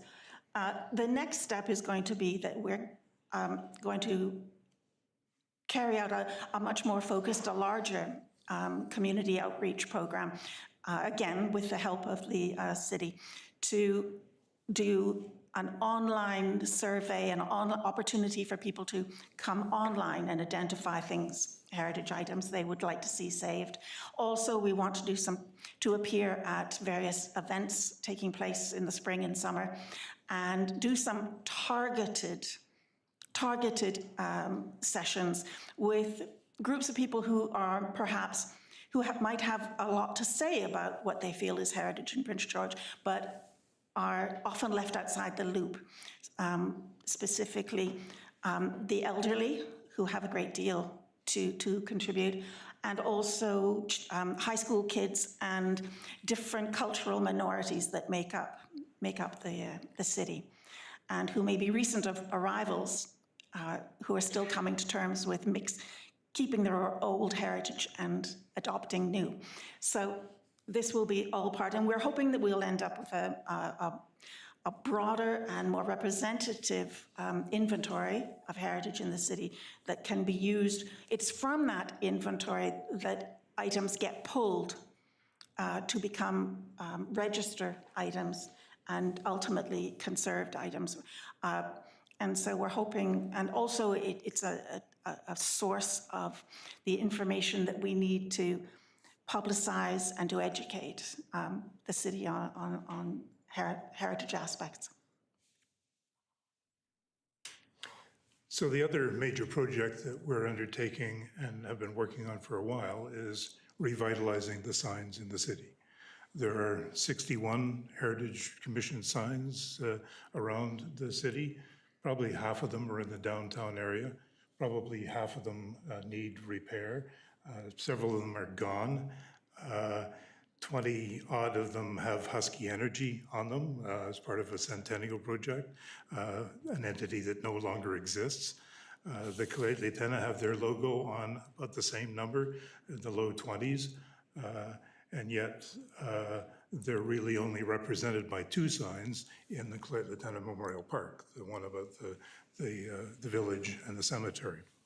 So one of the outreach things that we've done is to ask the Colet Lieutenant about a land acknowledgement that should be on all of the signs, replacing those Husky Energy signs, updating the text, and finding a replacement that is both weather and graffiti proof, or at least resistant. One of the ideas we've had for a few years, I guess, is to put a QR code on the signs to drive them to the Heritage Commission website. That's something that could work. We're listening about the app that exists, and that would be nice as well. But the idea is to publicize Prince George's heritage and educate the public, not just here, but also tourists coming to Prince George. So that's basically what we're doing. The report is in your kit. The work plan is there. I'm happy to report that we've spent $1,000, the first time in 5 years that we've spent some money. We've got a couple of new banners, and so we use them at the library in February. Thank you. One quick question. I understand the museum, we have a curator there, has quite a collection of the old photos of Prince George and the region in general. If somebody in Prince George or around the province or all over the world has some old picture of Prince George, do we have a place for them to upload those pictures specifically to Heritage Commission or to the museum? Do you know, is there a formal process for that? Not that I know of. I mean, you could email the photo to the expiration place. Or the archives. or the UNBC archives. Or the library? Yeah. Okay. Presumably, yes, but I'm not sure because the exploration place is the repository for those. Yeah, for those photos, okay. Things, that's where they are. And of course, they have an online accessible website for photos, but as Chad tells us, there's over 1 million photographs that they have in their collection, and only a few, thousands of them are on the website. Thank you. With that, just wanted to thank you, Ms. Roger and George, the great work you guys performed last year, and looking forward to another great year of success. With that, Councilor Carson? Thank you so much for the work that you and your whole committee have been doing. It's, like you said, it's been, you're relieved to have finally spent a little bit of money, and so I look forward to seeing more of that, because I think history is so important, and we don't move forward as well if we don't know our history, and so I really appreciate your work and the work of the committee to do that. I just wanted to recognize, I think we have Ms. Rogers, you have a new designation. I wanted you just to mention that, just to give you a chance to shout out. Aren't you a heritage planner? No. No? But you're something new in Canada, correct? Oh. See, you've already forgotten. Oh. Yeah, sorry. Yes, with your assistance. There's an association, the Canadian Association of Heritage Professionals. Wow. And it's quite a series of hurdles to be accepted, and mine hurdles were particularly difficult because it says you're supposed to have worked for a minimum of something like 8 years in Canada, and I have not ever worked in Canada. I've always worked abroad, but they forgave me and accepted me despite that, so that was very nice. So yes, I am now a certified heritage professional. In Canada, Well, yes. Rather late in my career as a heritage But professional. you did spend a lot of time working in Hong Kong, which counts. Yeah, thank you. With that, Councilor Scott. Thank you, Worship. And I just wondered, thank you both, and congratulations, better late than never. I wondered, I know we're not finished, but I wondered if you could say a little bit for those that may be watching online. What are some of the things people need to be aware of in order to suggest that a property be designated under the Heritage Commission? It's really a simple process. All an owner of the property has to do is write a letter to the city and request that it be considered. And then the process kicks in, right? The Heritage Commission takes a look at it. There are criteria that we follow. That once commissioners do that, it comes back to the commission. Then we write a statement of significance about the property. And then that comes back to the commission. Then all of that's bundled together, and the commission says, okay, this should go on the register. And then that recommendation comes here, as what will happen next. I'm very excited about both of the properties that are coming forward this evening. And I just wondered, once my property is designated, am I restricted in any way as to what I do with it? No, because what we're talking about is going on the register. There's this broad inventory, which has no protection, nothing. It's just a list, a working document. Then going on the register it's official. We come to you with recommendations and you approve them, and it is then on the register, but it is not legal protection of any kind. Theoretically, it could be knocked down tomorrow.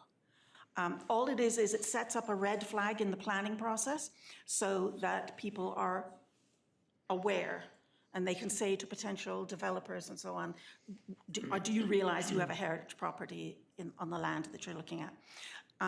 It's only full designation, which gives legal protection and which has restrictions. There's no restrictions that come with being on the register, none. But there can be varying kinds of, there's no real formal set of guidelines for the restrictions, because there's really not very many fully designated properties. How many?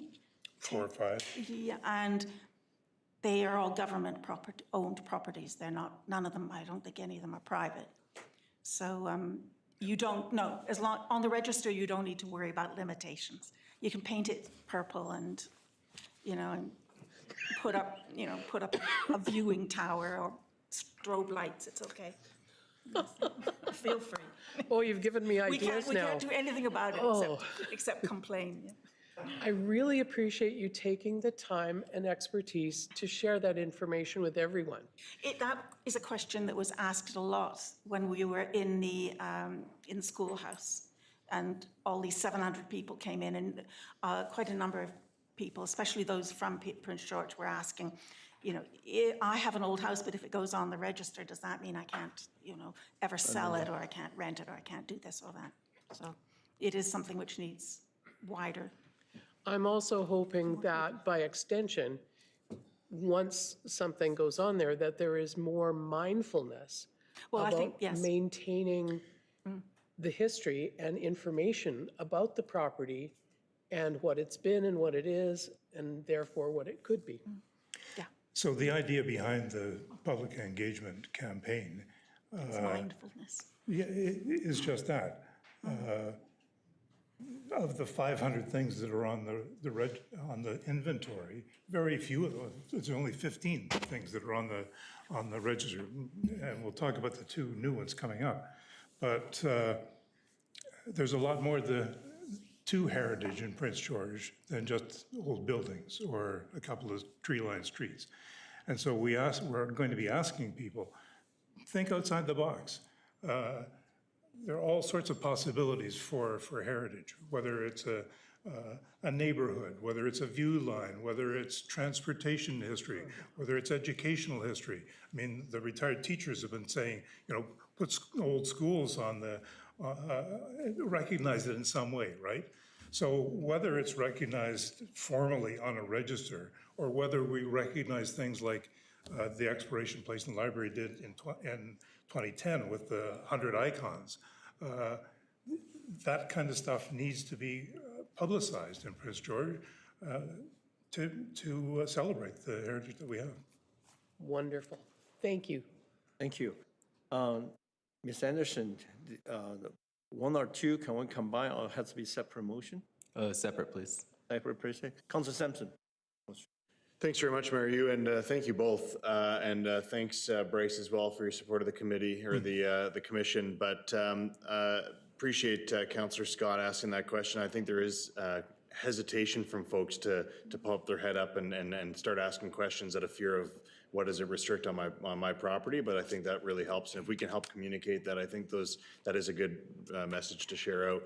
I saw you guys this summer at the schoolhouse at Clay Lakes Memorial Park, and I think hearing, it looked busy when I was there. I popped my head and you were talking. I just took a look and saw, but to hear 700 people come through the schoolhouse, that's quite incredible, actually. So congratulations. That did include also some very small people. Fair. I'll take it. You can start learning at any age. Equal countage. But I appreciate the work that you and your group did to put in the time to be out there and interact with so many residents as well. That's huge. It's all been said, but being a history keeper for our community, that's a huge and an extremely important role. So I appreciate your volunteerism to help preserve that the history, and I also appreciate the differentiation you're drawing on. It's not just buildings and structures. That's really important. So, and I hadn't thought of it that way. So I'll put some thought in there. Thanks very much. Thank you. Move 1, second by Councillor Fazell. All in favor of move 1? Opposed? Carried. No, hold a second. Councillor Ramsey, you want to say something first? Thanks, Your Worship, and just thanks to the committee for all of the work that you do. I guess one of the questions I wanted to bring up was just on whether or not the committee does consider perhaps referring names for awards and recognition in the community. I'm currently sitting on the jury panel for the BC Achievement Foundation, and I'm just noticing a lack of submissions from people in northern BC, and so I guess I'm just wondering if maybe there's a way for the committee to perhaps consider adding that to their work plan. And just, there's a lot of awards in BC, and I would just love us to make sure that we're promoting them and making sure that our community is being recognized for the work they're doing. And I don't know where it would live within the city, but you're here before me, so maybe I'll just, as the people who hold the history and see all of the things that people are doing in our community, I just think perhaps there's some link to the Heritage Committee. So The commission did used to give out heritage awards, and they just fell by the wayside. It's a question of resources and having the I guess the support of the city to publicize those things, and then the volunteers on the commission to take a look at it. So when, commission was meeting 10 times a year, monthly, they were able to do that kind of work.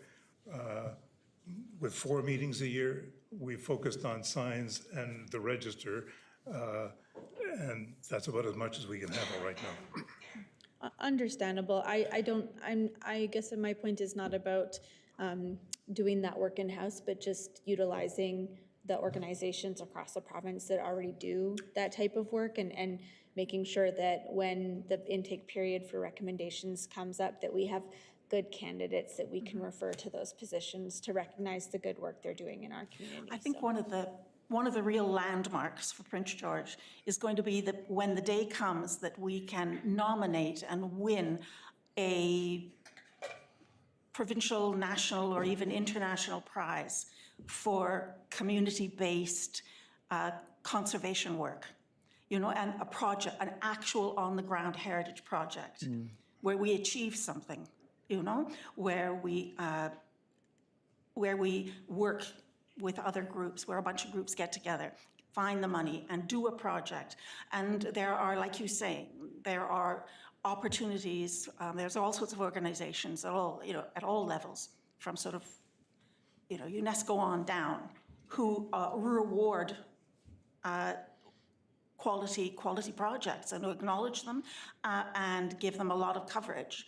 And there's no reason we could not aim one day for one of those. And that will be the, not just a person who's done a lot of work in heritage, but for an actual project that put a big heritage project together and got it going. Yeah. I like your ambition. Thank you. There's no reason not. There's no reason not. Thanks, Your Worship. Thank you. Councillor Bennett moved the second recommendation, seconded by Councillor Sampson. All in favor of recommendation number 2 that approves the work plan of the commission? Opposed? Carried.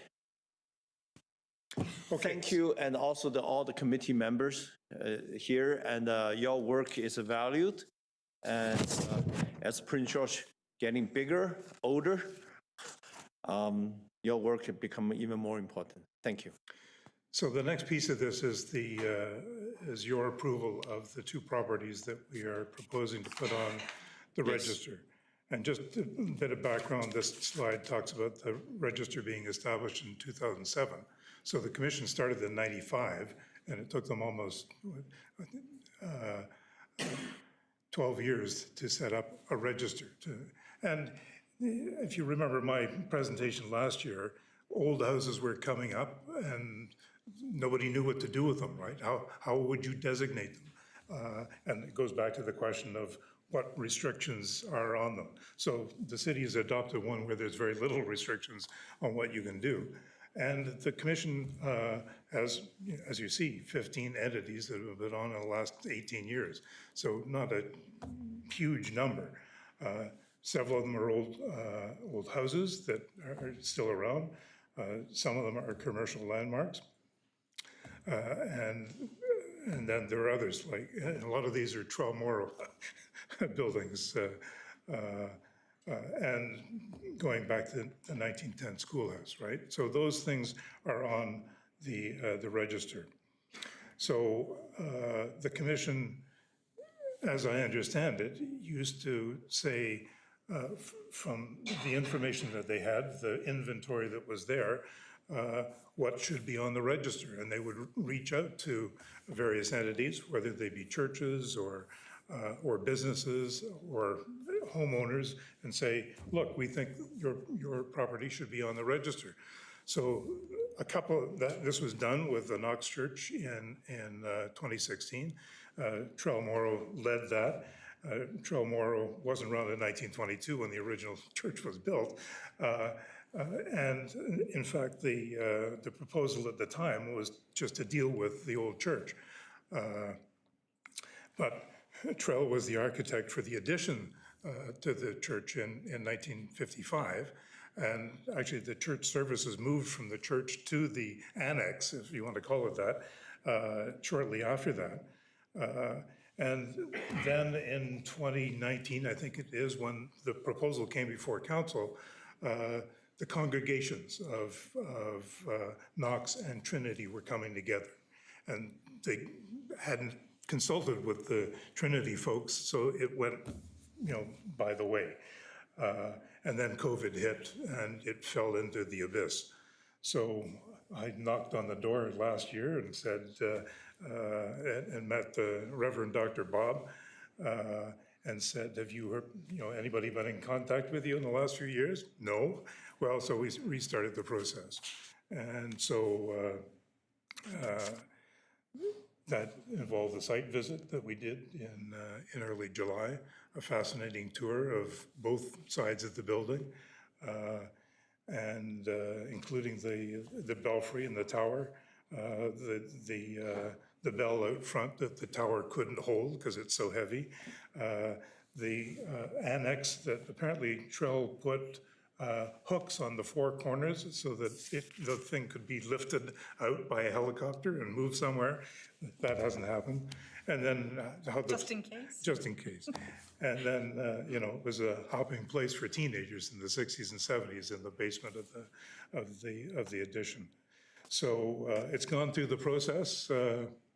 As I outlined earlier, we have two, because the Reverend Bob signed one permission in 2019, but he did it again last year. So with that building is before you. You want to talk about the Greenwell House? Oh, Greenwell, it has not been, when did it? 2020. 2020, oh yes, it was into the abyss, yeah. It's a marvelous house. It's a little gem of a classic of sort of Western modern, very much like the house I grew up in North Vancouver. And it has a lot of attributes which make it really special. It was built at that time in the 60s when Prince George was in sort of boom mode, and it incorporates very modernistic design and the use of glass and local forest products, and they were all cut and worked and selected locally. And the architect Greenwell also designed, tell me if I'm right, he designed the Civic Center. Yes. Yeah, and a number of schools. PGSS. And the college. The addition to the college. PGSS. The main building. And College Heights. Yeah, so EP he McBride. So Quinnell. it is based on the significance not only of the building, Yes. but also of his contribution as an architect in these boom years of George. So George also went and knocked on their door out of the blue, and they were very polite, and then invited us, and we went and had a tour. It's very small, surprisingly small, but very charming. So the commission basically inherited both these buildings. You know, we formed a register committee, and then we were given the documentation for these, and we looked at it and we said, good grief, this has been floating around for almost a decade. So finally, we would like to clear the table and get these registered as they ought to be, and then we can start afresh. Thank you. Do I have a mover seconder for both? Moved by Councillor Skaken, second by Councillor Frizzell. All in favor to adopt these both building as a heritage building for Prince George? Opposed? Carried. Thank you. Thank you so very much for coming, and thank you to the committee members for all the work you've done. And hopefully next year we'll see a couple more. Don't hold your breath.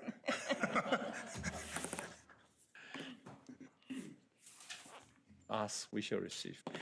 E1, should we go with D first, consent? Second by Councilor Bennett. D 1 to 3, all in favor of the moved consent agenda? Oppose? Carry. E1, request for funding. I would like to correct one of the words. It is a tradition when the NCLGA is held in any municipality, we usually, the whole city have a reception, not a party. I don't remember I attend any party. So this, I would like to say, we requested approval of a $1,500 from the council contingency fund to host a reception in the plaza. I don't want to be that well behaved. Your worship, I can. Councilor Polillo, you're on the committee anyway. Yes. So yeah. you put the word party in there? Are we going to have a band? Yeah, no, it's intended. As you know, yes, I'll move the recommendation to begin with. Second, okay. Myself and Councillor Scott are on this committee, and what we're trying to do here is emulate the success we've had with other party in the plazas. So this is indeed, it's a party. We're inviting, of course, all the delegates to be a part of it, but we're also inviting the entire community to be a part of it as well, too. So it's kind of a little different concept than other NCLGAs. Okay. So we initially wanted, obviously, to have some sort of, event for delegates, but we thought, well, let's think bigger. Let's utilize the plaza. That's one of our strategic priorities, is to utilize that plaza. And so this is our contribution by, as you know, your worship, we are hosting, but also the Clear-Lake-Tenay are hosting, then the regional district is hosting. So the intention is that we all put in $1,500, and we have music and activities that everyone can enjoy. The delegates, as you know, will be having the convention right inside. So as they leave, the intention is, hey, we got this big party for you. Come and have some fun. So, but not only that, it's intended for the entire community to come down as well. So it'll be free and family friendly. My apology, not understanding there is something going on outside the building. Exactly, yeah, no, there's, we have, there'll be music, there'll be hopefully food trucks, there'll be MCs, just really just a good vibe and a good energy for everyone to enjoy. Yeah. Thank you for the initiative, and let's get the communication department to invite our community come to join the party. Okay, thank you. All in favor? Oppose? Carry. Councilor Ramsey. Well, you've already voted on it, so I wanted to make an amendment to the motion that it be up to 1,500. I guess having been on the organizing committee for several years, when I was on the NCLGA board, typically the committee would seek sponsorship for this sort of thing, and so I guess my question is why this is being funded by council contingency and not a sponsor not being sought for this. You know, we've seen, I think when we went to Williams Lake, there was an attached farmer's market with music and, you know, stuff like, so it's not uncommon to have some type of component attached to the conference for delegates and the community, but I just am curious why council contingency is being used as a funding source. I don't know if Councilor Palillo wants to respond.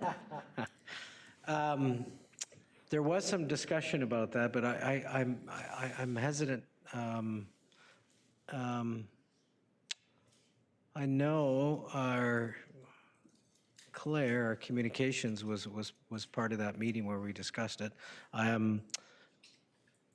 I know that in terms of sponsorship, there's Tourism Prince George is also a partner in this as well. So there may not be financial contributions, but there is sponsorship with other organizations as well. You know, I'm not confident to really accurately answer that question, but I know that was discussed. I just can't remember what the answer would be, to be honest with you. I don't know if you, Director Depino, if you could add. Thank you, Your Worship. Just building on Councillor Palillo's comments, I'm not sure what other sponsorship's been looked out from the business community, but I understand that this particular request is in alignment with what the other co-hosts are contributing toward the event. And so staff would be happy to provide perhaps an email to council with what the sponsoring committee has looked into in terms of business involvement. But the $1,500 ask, I understand, is in line with what the Lheidli T'enneh First Nation and the Regional District Fraser Fort George are contributing toward the event. Thank you, Mr. Daly, or Mr. Depino, my apologies. And if the full amount from each organization isn't used, it'll just relinquish back to contingency, or is the plan to use the full amount? Thank you, Your Worship. Through to Councillor Ramsey, I would default to Director Dalio in this case about how those funds would be used. I concur that the up to language is probably the preference, but functionally speaking. Yeah, we almost always like the up to language, and that way if for whatever reason somebody comes in under, then we're not just cutting somebody a full check up front. The idea is that they would incur the expenses and ask only to be reimbursed for what they spent. Thank you. You want to put some motion on the floor? I'm wondering if the motion can be reconsidered so that it's up to, anything surplus goes to NCLGA, which then, so I would prefer if it was up to knowing how their budgets work, so. Well, coming from the president, the former president of NCLGA yourself, perhaps Mr. Thank you, Your Worship. I believe the first motion, it was implied that anything would be returned, but if it provides council more comfort, perhaps a second motion to confirm council's intent that should the full 1,500 not be required by each organization, that it be returned pro rata, Your Worship. Moved by Councillor Ramsey, seconded by Councillor Claassen. All in favor of the second motion, then make sure that money, if not spent, return to the council. Thank you. So, okay, let's go to E2. Councillor Frizzell. Thank you, Mayor Yu. And first off, apologies to all the rest of the committee members on Standing Committee on Intergovernmental Affairs. In the normal course of events, resolutions that are recommended forward to the Standing Committee get first vetted by this. There was an urgency to this because today is the last meeting at which we can approve motions for the NCLGA, because those have to be submitted by Friday. At a meeting last week with the Chamber, we were just discussing some of the successes. Last year, I believe the Prince George Chamber of Commerce brought forward 3 of our resolutions to their process, which is through the Canadian Chamber of Commerce. And there's been some good back and forth. They brought forward a resolution from the Houston Chamber of Commerce, which I present now for your consideration. It involves how the Assessment Act allows that if major industrial or electrical concerns apply and get approved, they can have their assessments brought down to 10% of the value, and it's the only class where that can occur.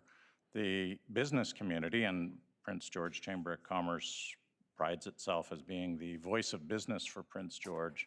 The business community has asked for a change in how businesses are taxed. So I bring this forward for your consideration. If passed tonight, then we would bring it forward to ask NCLGA to consider, and bearing in mind that this originated from the Houston Chamber of Commerce. Moved by Councilor Sampson, seconded by Councilor Skaken. Thank you. Thank you, Councilor Frizzell. Councilor Ramsey. I just have an amendment, proposed amendment to the enactment clause that it include UBCM, lobby the provincial, the province as well as NCLGA. I think UBCM is already doing some work on this, but having this in policy would just help, I think, solidify the direction of that. But we are seeing the Section 9 in the legislation that provides, we're seeing the pipeline assessment issue come up, and so some of that work has already been done. And it's my understanding that that advocacy really needs to go to the province and the finance minister who sets the tax policy, not BC assessment. So I would just like to see UBCM included in the enactment clause to do that advocacy work jointly with NCLGA. So Absolutely amenable if the mover and seconder are. Councilor Claassen. Thank you, Your Worship. Question through to Mr. Frizzell. I'm just wondering how, so basically we're saying, like, we're going to lobby that if companies close shop, they're not allowed to reduce their taxes. So we're basically forcing them to, okay, you gotta explain that for me. Thank you, Councillor Frizzell. Thank you, Councillor Claassen. So there is a specific created loophole that's only for major industry and for electrical concerns that if they apply for, there is a special route that they have that can reduce their property assessment to 10% of what it had been in a given year. And that's only for those particular classes. So this is removing that loophole. We have a loophole that allows only... The province does, yeah. So that's what this movement is for. Through to Mr. Dalio, are there any additional insights you wanted to give onto this? Not really. This is probably more BC assessment to provide more detail than myself. We get the assessed values of Class 4, which is major industry, and we apply tax rates to it. But yeah, I have nothing more to add than what Councillor Frizzell said. Thank you. Councillor Ramsey.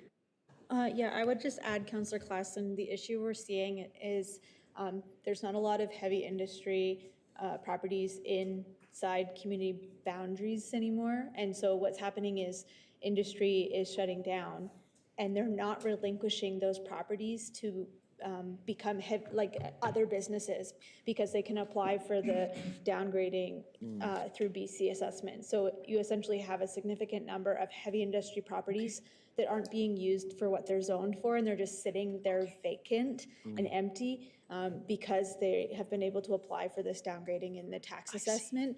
And then the issue is that now that you don't have the tax revenue from these properties, it's basically being put onto the shoulders of other residents to pick up the difference. And businesses are really the ones that are carrying the load of that. And so there's a lot of communities that are going to be coming out and asking for that Section 9 in the legislation to be removed, and that community consultation be required in order to consider things like this. Because right now, businesses can just apply to BC assessment and it's not all businesses, as Councillor Frizzell was saying. So we have this loophole that's only for specific large, ultra-large Class 4 businesses. Wow. I will heartily vote yes. Thank you. Thank you. With that, all in favor of the recommendation of E2? Oppose? Carry. Councilor Fazell, I'm going to take 5 minutes recess. Okay? 5 minutes. Thank you.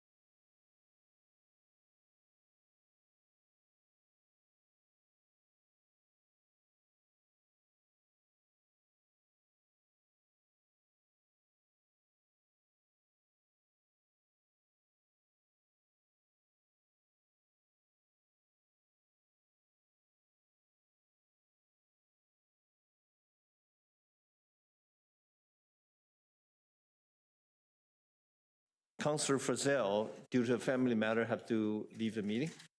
Thank you. We are on to E6, zoning bylaw amendment application number REZ100843, bylaw number 9564-2025. Ms. Wasnick, would you like to introduce the report? Sure, thank you, Your Worship. The applicant would like to rezone portions of the subject property to facilitate a medium and low-density subdivision and development. More specifically, bylaw number 9564 proposes to rezone approximately 4.7 hectares from RS2 single residential and RT1 two-unit residential to RM3 multiple residential, and a 0.8 hectare portion from RT1 two-unit residential to RS2 single residential, as shown on Appendix A to bylaw number 9564. Your Worship, administration supports the proposed rezoning as it's consistent with the land use and growth management policy direction of the official community plan and aligns with the North Nechako neighborhood plan. Further, the applicant has provided traffic and servicing analysis. The traffic analysis confirms upgrades needed to a westbound left turn lane in the neighborhood that will access the neighborhood, which will be addressed through the subdivision process. The servicing brief indicates deficiencies with minimum fire flows for the proposed multifamily area. Until the fire flows can be addressed through future water main upgrade works, the applicant has offered to register a Section 219 covenant on the title of the subject property that requires water modeling results that demonstrate minimum fire flows can be achieved. Administration recommends final reading of bylaw number 9564 be withheld until the registration of the Section 219 covenant is on the title of the property. I'm available for any questions you have. Thank you. Councillor Klassen. Thank you, Your Worship. Second by Councillor Scott. Go ahead. All right, just a few questions, thank you. We had a letter and just asking about the shadow and privacy study, so I wanted to just ask if staff could discuss that. Ms. Wasnick. Thank you, Your Worship. Through to Councillor Klassen. A shadow analysis could be provided through a development permit stage, which would be at the time of the site design and building type and housing form design for the RM3 zone portion. This is land use. Yeah. Okay. Okay, thank you. Thank you. All in favor, recommendation number 1. Opposed? Carried. Recommendation number 2. Moved by Councillor Sampson, seconded by Councillor Polillo. Discussion. Hearing none. All in favor? Opposed? Carried. E7. Official Community Plan Bylaw Amendment Application CP 100225, bylaw number 9590. Ms. Wasnick, would you like to introduce the report? Yes, thank you, Your Worship. The subject property is located at 7955 Old Summit Lake Road and has an area of 15 hectares. The lot is currently developed with 2 single-family dwellings and an animal boarding business occurring on the south portion of the lot. The applicant is proposing to rezone a 2-hectare portion of the subject property from AF, Agriculture and Forestry, to AR2, Rural Residential, to rezone the remaining 13-hectare portion of the subject property from AF to AR1, Rural Residential, and to amend the text of the AR1 zone to permit the animal breeding and boarding use within 100 meters of a lot zoned AR2. Your Worship, in order to facilitate the proposed rezoning, an OCP amendment to Schedule 12 future land use plan is also required to redesignate the property from rural resource to rural. The intent of the proposed OCP amendment and rezoning is to allow for the subdivision of the subject property to occur to place each single-family dwelling on its own lot and the existing animal breeding and boarding use on the proposed AR1 zoned area. The current OCP rural resource designation is intended to accommodate lands used for agriculture, forestry, and resource extraction activities, and are typically areas valued for their agricultural potential, forested lands, diverse natural environments, high biological diversity, and environmentally sensitive areas. The proposed rural designation is intended to serve as a transitional area between the urban containment boundary and rural resource lands. It accommodates low-density development on larger lots while preserving open space and natural features. This designation encourages development that maintains a rural character and supports a rural lifestyle such as small-scale agriculture and hobby farms while limiting urban sprawl. Your worship, administration acknowledges the existing land use conditions on the subject property. However, non-support is recommended due to the inconsistency the proposal would create within the OCP's long-term policy direction for rural areas. Redesignating the subject property from rural resource to rural would create a discontinuous standalone area within the broader rural resource future land use plan and would create disconnect in OCP policy for rural as its intended function as a transition area between urban and rural resource lands. Your worship, the alternative section of the report provides council with options for the proposed bylaws and includes recommendations should council wish to explore support of the proposed bylaws. I'm happy to answer any questions you have. Thank you, Ms. Wozniak. A quick question. If I'm hearing right, you're talking about 12 hectares, not acres, right? This is a large piece of property. Yes, your worship, the property is 15 hectares currently. 15 hectares. So even the small piece, it consists of 2 hectares? That's correct. Okay, so if we, given the size of the property, if a council would like to approve what's the procedure? We just, instead of deny, we approve recommendation? Yes, your worship, in the alternative section of the report, which Ms. Kellett has on the screen in front of us, it would outline the recommendations for council to consider for approval of the proposed rezoning and OCP amendment. Okay, so basically involve public hearing as well? Yeah. That's correct, your worship. Thank you. Councilor Ramsey. Thanks, your worship. I didn't really have an issue with the size of the lots. I think the rationale letter had articulated that some of the lots on their street are non-conforming. The question I really have is around the water system. And so at Regional District, we've seen this where a lot is attempted to be subdivided, but the requirement there is that each lot have its own water system. And so I guess the question is, if the lot were to be divided, would the properties both be required to have their own water system, and what additional work would be required to do that? And if so, has that been communicated to the applicant? Thank you, your worship, through to Councilor Ramsey. That's correct. I'm a little bit out of touch with the subdivision regulations, but the last I recall is that each property would need its own water system and its own sewer system. So that approval comes through Northern Health Authority through a subdivision process. I'm unaware if the landowners have been advised about that requirement or have asked about the subdivision process. So that is something I can certainly take back and ensure they are advised of the next steps should this rezoning and OCP amendment proceed. Yeah, I'm happy to recommend or put forward that this be approved, but I just subject to that question being answered on the water systems and the sewer systems, and the property owner recognizing that likely can't be shared in the subdivision of the property. So. Your worship, through to Councilor Ramsey, I can certainly have staff communicate that. Again, with council's decision, it would be that would be a subdivision requirement to meet that. So council could still consider the land use proposal in front of you. Thank you. So I'll just move approval of first and second reading, please. Second by Councilor Bennett. Do we, Ms. Anderson, do we go one at a time? Okay. Number 1, all in favor? Oppose?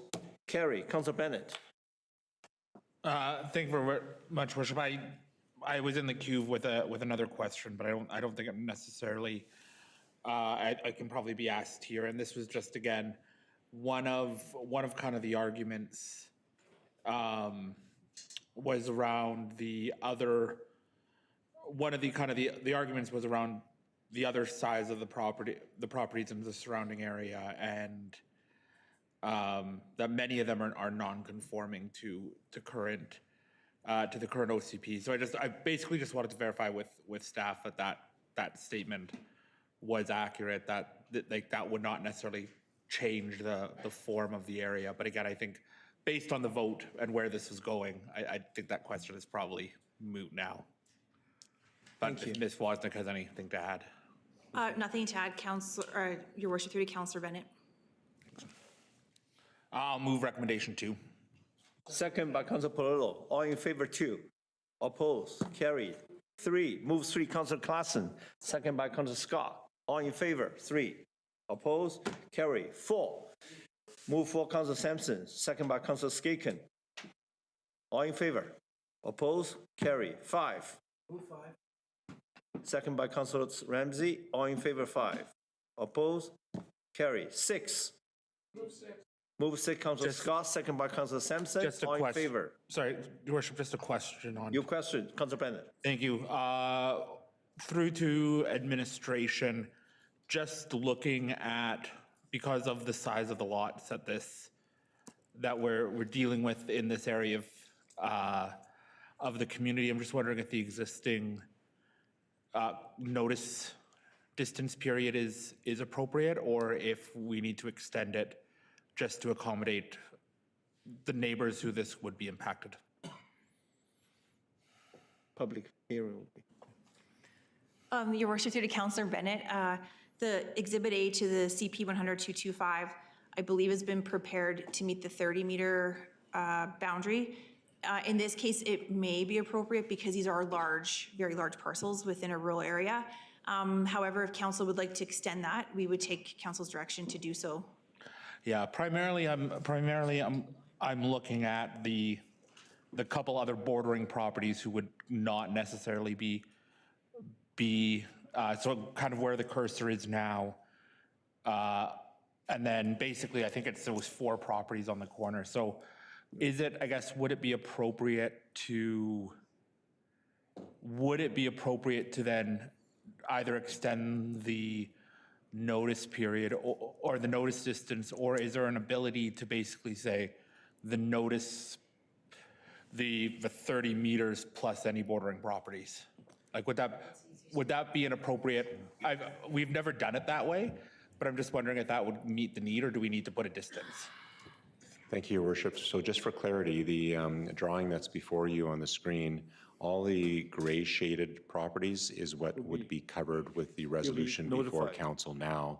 It appears that it would cover all of the properties surrounding the subject property, if I'm interpreting that correctly. So, sorry, just through the administration, just to make sure I'm reading this then. When I read the numbers, so those would be house numbers, I'm assuming. I see the 3 properties that would be on the left of the screen where there are no numbers. So what I'm hearing is if it's shaded, they will be notified even if there isn't a house number attached to it. Correct. Because when I'm looking at this, I would notice that anything on the Old Summit Lake side would be notified because those are where all the numbers are. But what I'm hearing is then those on the other side of the property will also be notified despite there not being a property number there. That's correct, Councillor Bennett. Ms. Kelly can correct me if I'm wrong, but the 30 meters is from the border of the property and therefore would catch the bordering property. Perfect. As long as they're being notified, then I don't think an amendment wouldn't be needed. But as I said, when I'm looking at this, it only looked like one side of the property was being notified. Thank you. Thank you. All in favor, 6. Opposed? Carried. 7. Move 7. Move 7. Second by Councilor Scott. All in favor, 7. Opposed? Carried. Thank you very much. E8, approval of officer of appointment. Need a mover seconder. This is due to the Land Title Act. We as a council have appointed. Move recommendation, Councilor Scott. Second by Councilor Bennett. Discussion. All in favor? Opposed? Carried. E9. Proposed amendment to Parks and Open Spaces Bylaw, number 7370. Temporary overnight shelter area. Mr. Debnoff, would you like to introduce the report? Thank you very much, Your Worship. Perhaps before I go through my prepared statements, at a high level, what we're looking to accomplish through this amendment, if you can imagine back to 2023, your current temporary overnight sheltering area is essentially a large rectangle there. And what we're looking to do is partition off a portion of that rectangle to be the temporary overnight sheltering area, with the rest being simply available for overflow. And that's really what all of this that's going to follow says. It's a large rectangle currently. We would like to split off the end that's presented in blue, have that as TOS, and the rest as overflow. And so with that, the prepared comments, staff recommend an amendment to the border of the current temporary overnight sheltering site prescribed in your Parks and Open Spaces bylaw, as well as the designation of the remainder of the existing area as overflow. Currently, no changes are recommended to other provisions in the bylaw pertaining to temporary overnight sheltering. Simply, again, staff suggests partitioning the area already designated to allow for a more manageable space, and then if conditions call for more space to be opened, then we would open the rest as may be required. So far, from what we've seen out there, that hasn't been a consideration, but this gives us that flexibility. This is done by switching out the current Appendix A with the new appendix that's attached to this report before you, and I'm available to support any questions. Thank you. Councillor Bennett. Thank you very much. I guess just through to administration and Mr. Depineau. First off, thank you for this information, and more in particular as I'm looking at the work that's been done to find housing. Again, recognizing housing is not necessarily a city jurisdiction, but I know Mayor Yu and many members of staff work very closely with BC Housing and other service providers to find a suitable accommodation for residents that were at the overnight sheltering area. So thank you to everyone involved for the work in that, so that we can get to the conversation that we're having today. I guess my question is actually around the extent of the size that's being proposed for the overflow area. You know, looking at what the current demand is, those still at the overnight shelter. I'm seeing at the report that, you know, those numbers are not necessarily significant. I recognize as we get to summer, we may see that number increase a bit, but I'm just, when we're looking at an overflow that is 3 times the capacity of the proposed site, I'm wondering if that then just is a significantly bigger area than we need, or if there's a way that, I know that there's still, you know, staff has done a great job with cleanup and things on that site, but if we were looking at, you know, what is possible for remediation or that, I guess I'm just wondering, again, around the rationale of a site that is 3 times bigger than the current site, and if there's any thought to an overflow site that could be reduced in size. It is. Thank you, Your Worship. Through to Councillor Bennett, I suppose that this is the least costly way to manage overflow with the current infrastructure on the ground. So both the outline of the red area and the outline of the blue area have current fencing in place and have gates that partition the two from one another. And so in this recommended course of action, if the blue area were to be overflowing with folks at 7, 8 p.m. at night when we open that area, for that one evening, we would simply open the gate between the 2 areas, and folks would be able to set up overnight in that red space. And then 9 a.m. the next morning, we would be assisting them to depart for the day to other services. And so from the staff side, bylaw officers and so on, interacting with folks, a larger area or a smaller area doesn't seem to lend much operational impact to us. Functionally, it's just the addition of the one gate and engaging with folks the next morning as we would regardless of size. The current red outline, as mentioned, follows existing fencing, and so partitioning overflow within that space, we believe would probably require some further delineation, and so just suggesting that the whole area be included at this time. No, and I appreciate that rationale, again, recognizing that we want to be as cognizant as we can with the funds being spent. I can appreciate and recognize then why that whole amount is being dubbed as overflow, and I can appreciate it seems significant, but I think the idea of that's where the existing fencing is, and making the primary temporary overnight sheltering smaller with basically the installation of one fence makes sense. And again, hopefully, we never get to a point where we have 80 people needing temporary overnight sheltering. And hopefully we can get to a point where, those residents who still need temporary overnight sheltering can find a more permanent housing solution, and these conversations become a thing of the past. So again, I appreciate the clarification on the rationale. Thank you. Thank you, Councilor Bennett. Councilor Skaken. Just to administration here, I'm just wondering, have we consulted with the Miller Canot at all, or have they given us any feedback on this latest plan to administration? Thank you, Your Worship. Through to Councillor Skaken. In terms of the bylaw amendment here, this Appendix A, there has not been specific consultation.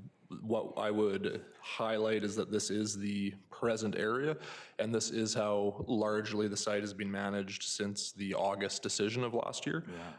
In our view, largely this is having the bylaw language catch up to the reality on the ground since the time of the decampment.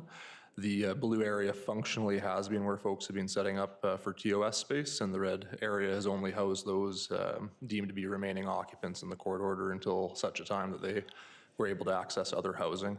And so specific engagement on this outside of the public agenda has not taken place, certainly, but this amendment really brings the bylaw in line with what practice has been since last fall. I understand that, Your Worship. To Mr. Depino, my concern is, what is going to stop a repeat where we've reduced the footprint, but what's going to stop a repeat of that encampment just growing out of control outside the boundaries of this temporary overnight sheltering?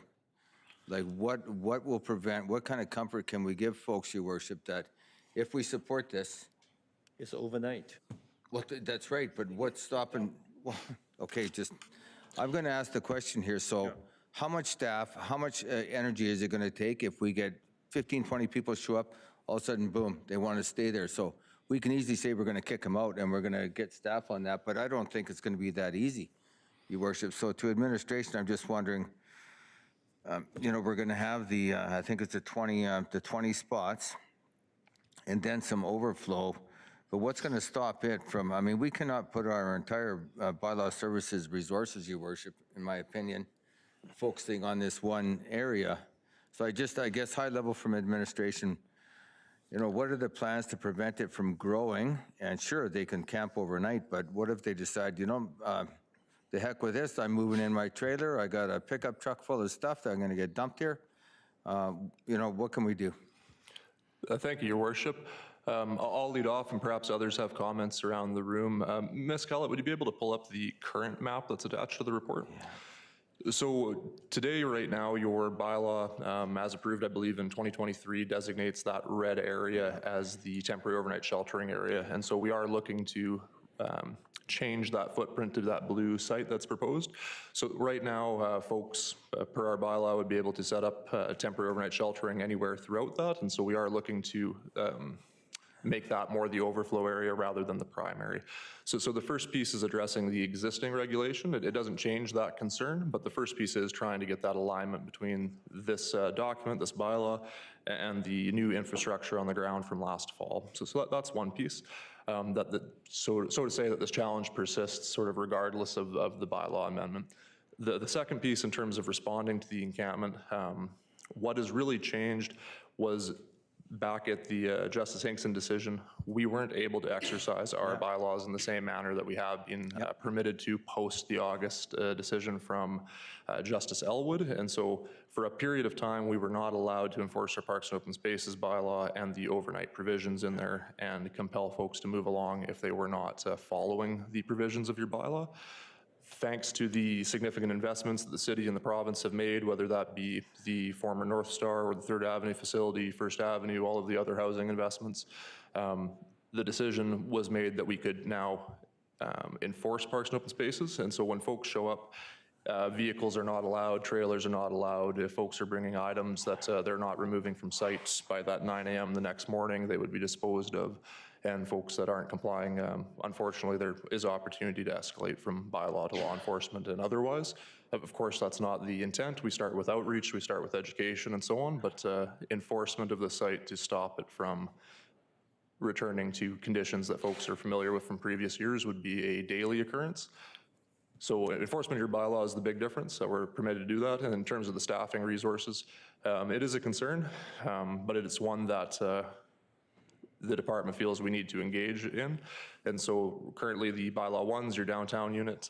As we see the site pick up in occupation, which we do anticipate we'll see throughout the warmer months into the summer, they'll spend time down there daily, both in the evening and in the mornings. Great, thank you. And so my understanding is if we have a temporary overnight shelter, then we're allowed to enforce the Parks and Open Space bylaw, tell folks that you can't camp basically anywhere in town for more than the overnight. Is that correct? Correct. Your Worship, through to Councillor Skaken, that is correct. Just to paraphrase it, when a municipal government designates an area or areas as the permitted temporary overnight sheltering area, then everywhere else in your community is not permitted. Yeah. And so if folks were setting up for an evening or setting up a encampment anywhere else in the community, bylaw staff, RCMP, outreach, whoever it is that's engaging with folks to try to find them better living conditions would be directing them, you can't be here. The place you can be is the temporary overnight sheltering at this address. Okay, thank you. I'll just wait for some other comments. So fires, I know they're going to be a certain size for each, I guess, sort of compartment that they're going to allow to be in. Are we going to have control over, you know, the fires? Because the courts have said, well, you know, they have to warm up their food, they have to do this and that. So will we maintain any kind of control over any of the environmental things that are going on if we designate this as a temporary overnight shelter? Your Worship, through Councillor Skaken, in short, yes. What made things really challenging in the previous lifetime of the entrenched encampment was that provision where we were not allowed to decamp folks. And so as they set up whatever structure that became their domicile and then began to cook or heat it, think of the trailers, think of the tiny homes, think of those bunkhouses that were constructed. When we weren't allowed to enforce the bylaws and have folks leave the site, it became very challenging to regulate their activity in the space. Today, where folks have to set up in the evening and be gone the next morning, where there's only foot access to the site, no vehicle access permitted and so on, we see it being much more practical to enforce things like your clean air bylaw. And so the intent is no tolerance for burning on this site, certainly. Okay, and last question, if this is not supported by council, this spot, then what to administration? Your Worship, through to Councillor Skaken, today your Parks and Open Spaces bylaw has the other map that Ms. Kellett pulled up. And so today in the city of Prince George, this is the designated TOS area. This is where folks are being directed to this evening by bylaw staff and otherwise. Yeah. And so if a movement to the partitioned area is not supported, I understand we would continue with the existing regulatory framework until such time that it would be amended. Okay, thank you. I know, I mean, we're always, this is our job to be put in this position. I have so much empathy for staff that are going to have to, it's going to be tough. You know, if we want to set the standard at overnight, that's it.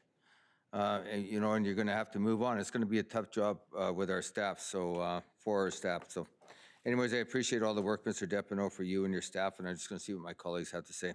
Thank you. Thank you. Councillor Ramsey. Thanks, Your Worship.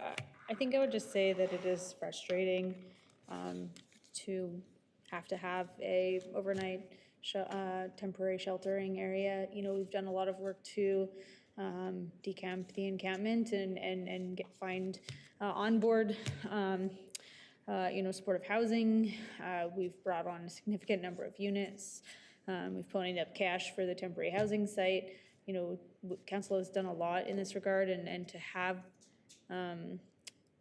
this requirement to have a temporary overnight sheltering space in order for bylaw to enact our bylaws is frustrating. Like, it's very frustrating. And the residents in this area are equally frustrated, probably at having to have this as the location. It is frustrating is the only word I can use. But this is where we're at, in that if we don't have this site, then we're going to see encampments reform and have to file injunctions, which require significant taxpayer dollars for lawyers and legal fees in order to fight this in the courts. And that's just the position that we don't want to put ourselves in. And I'm happy to entertain other locations. But honestly, quite frankly, there's no winning anywhere it goes. And so utilizing the lands that have already been, what's the word? For lack of a better word, they require significant remediation. I just don't know that it's worth entertaining that on another piece of property to have to pay for those remediation costs when we already have to do that here. So totally understand the frustrations. It's not something I want to do, which says a lot, I think. And so just putting it out there, but I am going to be supporting it because the consequences of not are just far too great for all of the work that we've done on this file. So again, super frustrating, but this is a requirement of the courts in order for our bylaw to be able to ensure that encampments are not being entrenched and are taken down. I do think the benefits of having this perhaps centralized in one location is that if people are utilizing those services, that they will be able to get connected with help so that they're not entrenched in homelessness and are finding ways to find housing. So I'll be supporting reluctantly. Thanks. Thank you. Councilor Perillo. Thanks, Your Worship. Not much more to add. I totally agree with my Councilor Ramsey. It is very frustrating, but the reality is we need to require this temporary overnight shelter to effectively enforce our bylaws. And really, if you look at this, practically we're reducing quite a large area to a small area. Yes. And you're right, Councilor Skaken, it is going to be probably at times tough to manage. And it's going to be a lot for our bylaw to handle. But I'm confident with the team and the leadership there. And, keep in mind, there has been lots of housing that has been provided over the last couple of years, and more is on the way. I know they're finishing up the First Avenue Supportive. There's 50 beds there going to come online hopefully in the next few months, which hopefully will help this situation if they're willing to be housed. I think this month we got notice from BC Housing that the other 30 beds at the Victoria Street are transitioning right now.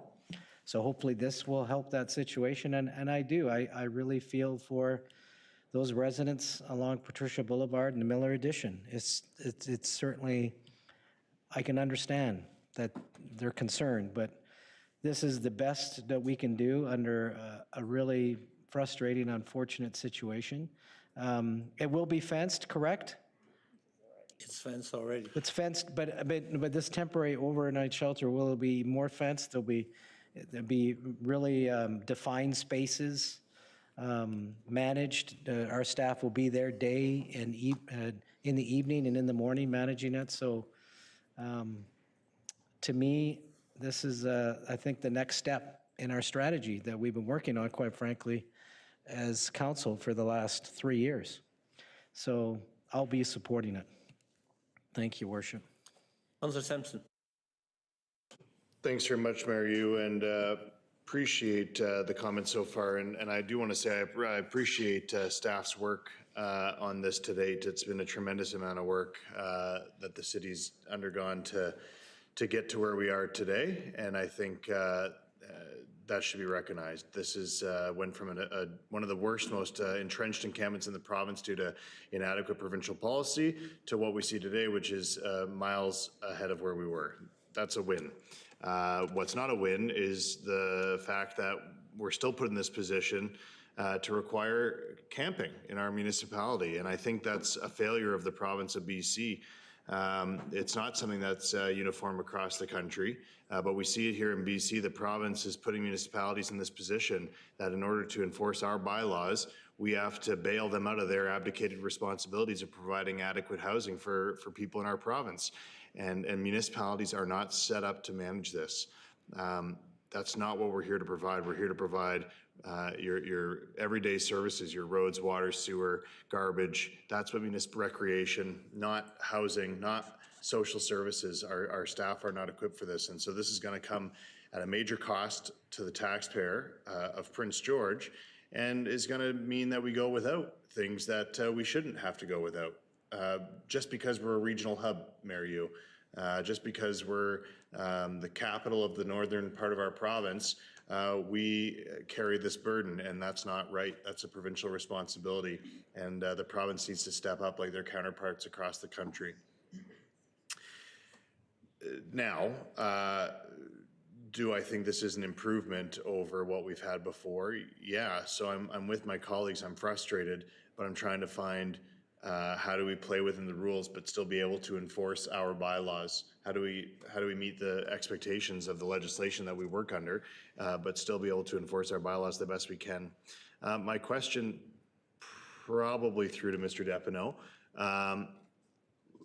can we amend this bylaw to not allow for an overflow? If we're going to go forward with this, my comfort level is a small footprint, and when there's no more space, you're going to go stay at a shelter, you're going to go stay in housing, but you're not going to stay on the streets of Prince George, and we're not going to just continue to balloon this as big as we have to allow gosh knows how many people to come and camp in Prince George. Is that something that's in our abilities under the legislation that we work under? Elizabeth Depineau. Thank you, Your Worship. Through to Councillor Sampson. So a few thoughts come to mind. The draft that's here before you certainly has been informed by legal advice and precedent that we see around the province in terms of the way that other municipalities are managing these sites. And so one of the inputs that has gone into the recommendation before you is around the amount of available space. And so one of the calculations, or one of the rough numbers that's put out in the report, is that the last point in time homeless count identified more than 200 people who reported being in abject poverty with no fixed address. And so coincide that with roughly 151 available overnight emergency beds, shelter beds. On any given night at that time, the calculation is that 53 people could be looking for space. Over my time being familiar with Lower Patricia Boulevard, when we started the by names list and started moving toward the most recent court case and then the decampment, there were 40 to 50 people on site, and that trickled down throughout those months. And so those are some of the numbers that go into it. I believe you may experience that blue area being well utilized at different points. I believe your bylaws will allow us to regulate that in a way that Prince George hasn't previously seen large encampments be regulated. Having the designated overflow area gives us that clarity and that automatic next step when it is at capacity. We know where we're directing folks, and so there's no ambiguity about our system.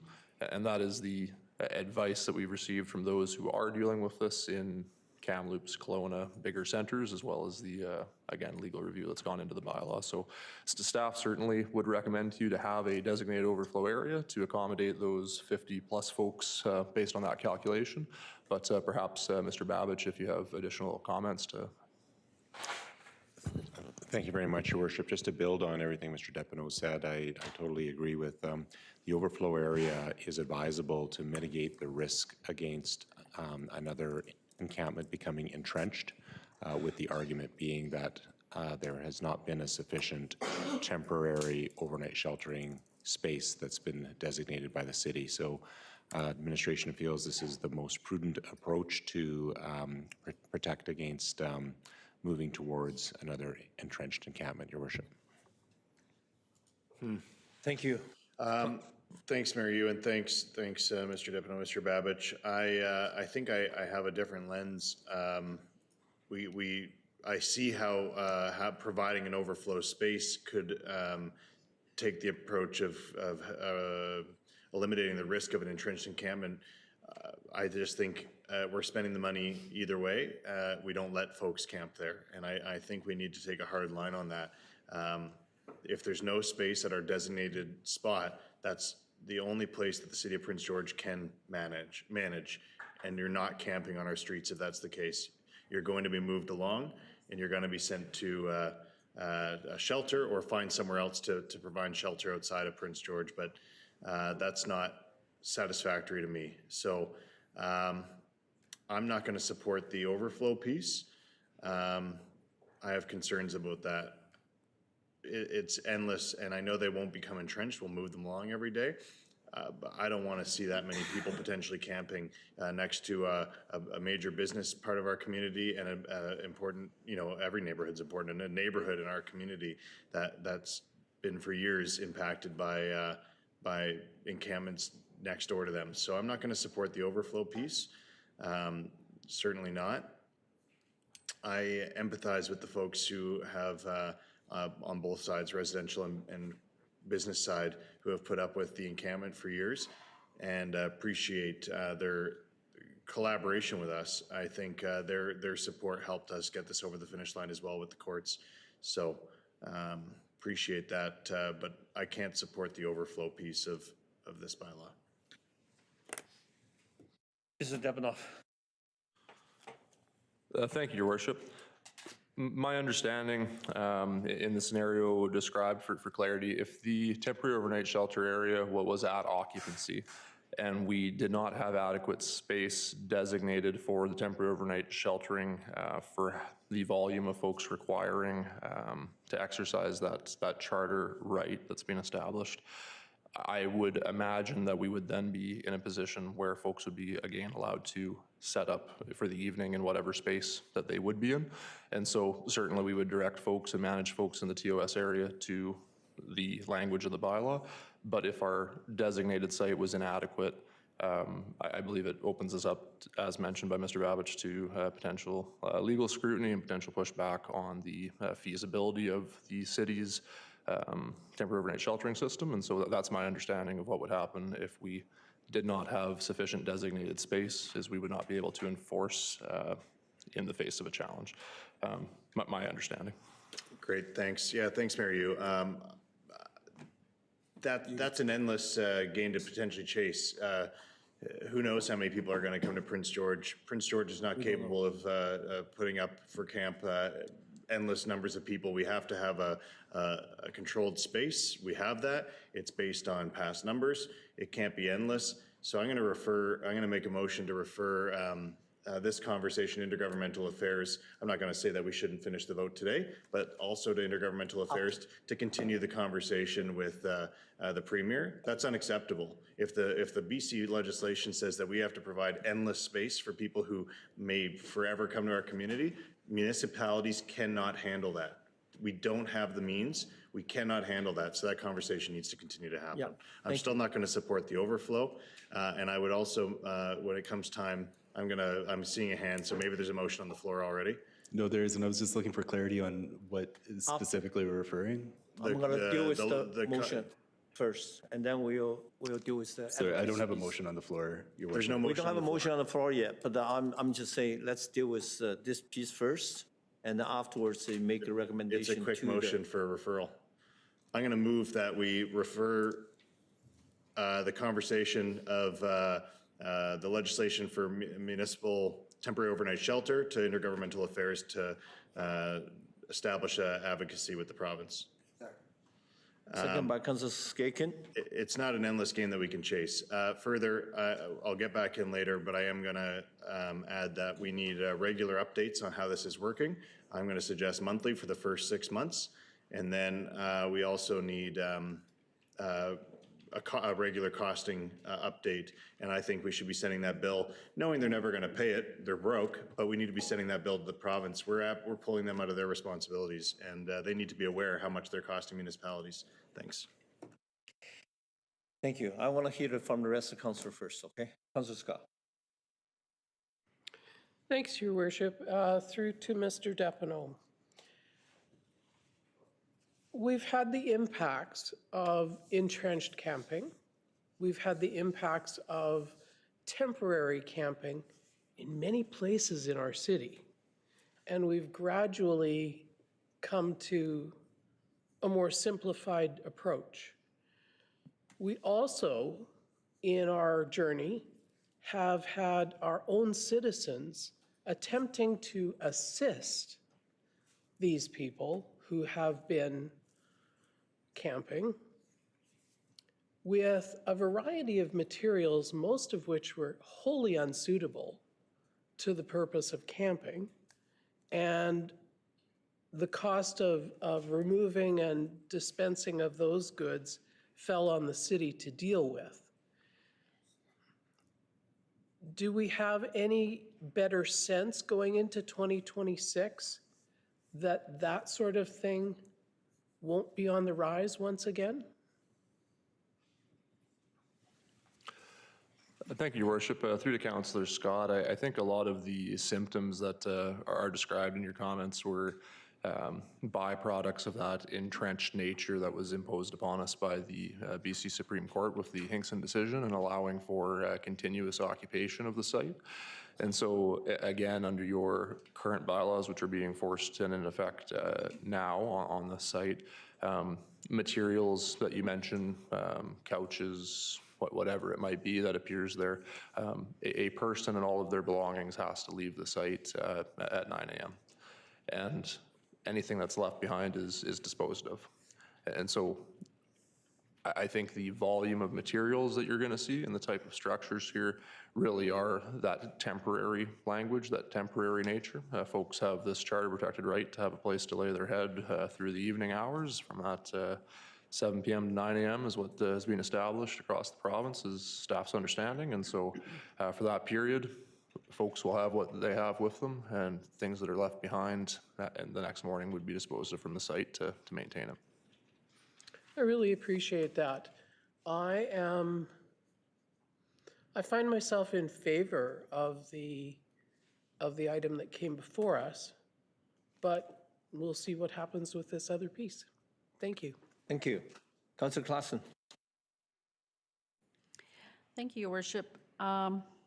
Just a few questions through to Mr. Depenau, if I may. From what I'm reading here, the problem in part, is it the fact that we have a bylaw? Because I'm thinking theoretically, and let's, like, assuming for a bit that the numbers of homeless and people needing shelter outdoors remains stable. If the temporary overnight sheltering site, the section in blue, could possibly be enough if we didn't have the Parks and Open Spaces bylaw that prohibits camping anywhere else in the city. Am I right? That's correct. Thank you, Your Worship. Through to Councillor Claassen. So I believe I'm following. And so two things come to mind. The first is that the blue area, the TOS space, is designated through your bylaw. And so it exists as part of that regulatory framework, not separate from. In the absence of a bylaw, if you were to repeal and not replace, or you were to remove the TOS pieces from your Parks and Open Spaces bylaw, as the bylaw does pertain to some other things other than temporary overnight sheltering, it would be back to that situation where the city has not designated a site, and therefore folks are able to take refuge over those evening hours wherever they do, is our understanding. So you gain the ability to regulate where folks set up shelter through the evening hours in British Columbia through designating temporary overnight sheltering spaces. Okay, so are we required to have designated overnight sheltering spaces, or is it our bylaw that makes us do that? Thank you, Worship. Through to Councillor Claassen. So you are not required to designate a temporary overnight sheltering area. However, we understand if you do not designate an area, then folks will camp wherever they like, and we will not be able to enforce them to move to a different space. So if folks were to set up in the evening in Carrie Jane Gray Park or in Rainbow Park or wherever it might be throughout those evening hours, our understanding of the framework in British Columbia, 7 p.m. to 9 a.m., they would be able to make use of that space because the municipality has not designated a appropriate area. All right, and I thank you for your patience in answering these many questions. Not at all. This has taken a couple of years to wrap our heads around as well, so happy to explore the Okay, topic. further questions then. So currently, the temporary overnight sheltering area is not full. And so I'm just wondering if we have a bit of time to maybe, because I'm not a huge fan of reopening that area as either, it would appear to me that we might have a bit of time to work with other agencies, for instance, Pignata or Native Friendship Center, or any number of our local service agencies providing services to unhoused folks downtown, to work with them in finding alternatives to having just that simple overflow temporary overnight sheltering site. Would that be something that could be done? Thank you, Your Worship. Through to Councillor Clausen. So certainly there's a very high level of engagement with various social service providers on the site, outreach workers and so on, working to find spaces for those that avail themselves to the service. And so I can confirm that that work is already ongoing and certainly will continue. The goal is for folks to move into the continuum of housing and out of this space, as it is sparse in terms of what it provides. Ms. Kellett, again, if you wouldn't mind pulling up the existing map. So certainly all the time is available. This is staff's recommendation about how you could potentially improve upon the existing temporary overnight sheltering system in the city. Today, this evening, a few hours ago, staff would have gone down and opened the gates to this parcel here, and folks have started to avail themselves to make use of temporary overnight sheltering in the last few weeks as temperatures have warmed. And so today, right now, it could very well be that there are a number of folks who are inside of this general tract of land. We would have opened that site 2 hours ago, and tomorrow morning, 9 a.m., bylaw staff will be out there engaging with folks under your existing framework. And so the work that is being mentioned, coordinating with social service providers, helping folks leave this space for other housing options, continuous, ongoing, happening tonight, will happen tomorrow morning under the existing framework. The recommendation is that we partition this off and we coordinate that to a smaller area, and then have this overflow as the tool to manage it should we find ourselves in a tougher situation with the number of people needing the space down the road. So you can absolutely slow down. You could absolutely refer this to staff. There's an existing framework. It's working for us. We're enforcing it right now, today, tonight. But staff do recommend to you that a smaller footprint with an overflow may be preferable to the existing framework. Okay, thank you. I'll look forward to hearing from the rest of council. Thanks. Councillor Ramsey.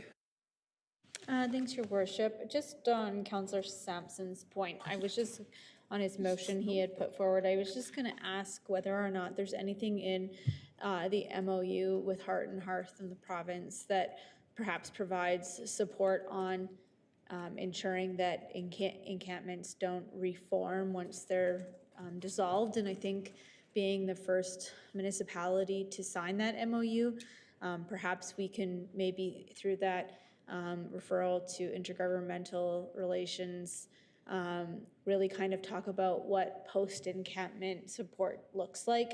You know, I have been kind of looking through it, and it seems like it's about providing resources to us, but just because the encampment is done doesn't mean the probability of encampment-like structures popping up is fully resolved. So just wanting to make sure that those Heart and Hearth supports remain in place to help triage, ensuring people are getting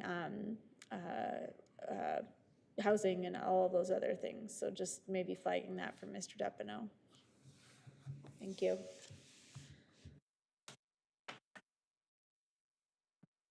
Finally. I look at this from thank you for all the debate on this issue. The recommendation in front of us actually is a testimony for all the great work we as a council have done over the last 3.5 years. Because of our work, Prince George's right now is without a permanent encampment. And the area recommendation from the staff is shrinking the area, not making it bigger. This is something we have to do. Without passing this recommendation from the staff, we are basically saying to the city, temporary overnight encampment is going to be allowed anywhere, but we have no designated place for them to go other than back onto this large area, which will make our staff to work a lot more harder, because right now, after the 1 year, we are facing with a relatively good situation. The area recommended by the staff is very close to the overnight temporary shelter across the street. We are actively working with a Connective. Hopefully, they will able to provide food from the same site as well. This is a winter city. Yes, the situation in the summer and the winter is different. We are approaching spring. I think we as a council have the rights, have the way to pivot if the site is not big enough, if the number showing up for overnight encampment is more than 30, 40, 50 that we can able to put them in this blue area. But we'll pivot from there. But without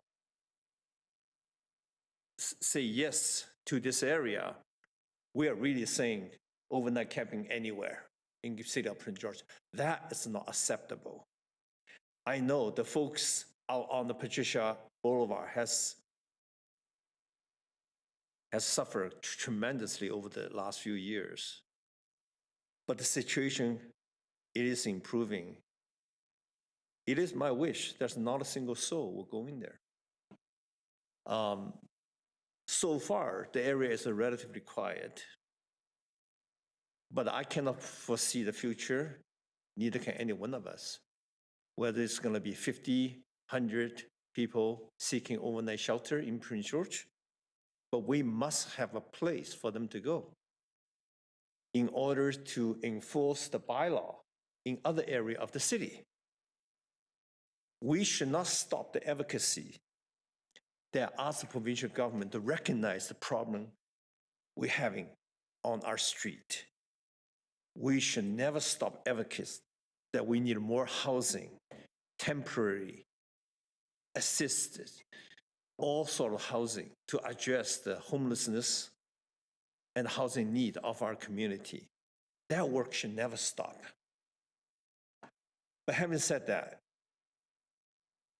if the recommendation in front of me, the way I understand it, is to defer this decision while knowing the spring is in the air, I think we're not doing ourselves a great service. In the next little while, we'll be really stretching our bylaw forces. We basically tell the bylaw, you cannot enforce overnight shelters where the people find an area to overnight camping in Hart, in Harry Jing Park, or any part of the city, because we don't have a place for them to go. Or we just say, okay, you just go this whole area. I think it's putting more work on our staff. With that, I recommend the council Move first 3 readings. to move to, Your worship, there's still a motion on the floor for the referral to. yeah. Yeah. We have a motion on the floor to defer this decision, not to. No. It's not, it's just a. For study further.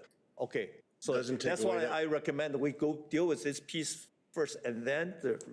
Whatever happens in the decision on this bylaw, I think it's important that Okay. the intergovernmental Thank you. continues advocacy. So it's not going to interfere with the first No. reading? Okay. Call the question. All in favor of referral this topic to the intergovernmental for further advocacy? All in favor? Opposed? Carry. First three readings. First reading, second by Council Palumbo. All in favor? Opposed? Carry. Okay, E10. Thank you. Thank you, Mr. Depineau and your staff. Thank you for the great work. Mary, Final reading F1. Councilor Sampson, I think, is trying to get it. Hold on a second. Councilor Sampson wanted to finish. Yeah. Thanks, Mayor Yu. I wanted to make an amendment to have no overflow and have it just as the designated spot, but that's what I support, is the designated place and not an endless overflow in that whole area. Yeah. So that's the reason for my That's vote. right. Thanks. Yeah, of course. Thank you very much. Yeah. Sometimes in the heat of the debate, sometimes our emotions start carrying on the different areas. This is the great work that we have done as a council over the last 3.5 years. We had envy of many municipalities. Even though the situation we're facing on the street, it is still is not acceptable. F1. Final. Oh, E10. Move E10. Second, any debate? All in favor? Your worship, before you vote, I want to point out one item in the bylaw. So this reflects council direction except one item, which changes the publishing date of committee agendas from 7 to 5 days. So I just want to make sure that clear so council understands that. That's correct. That's right. Give it a little bit extra time.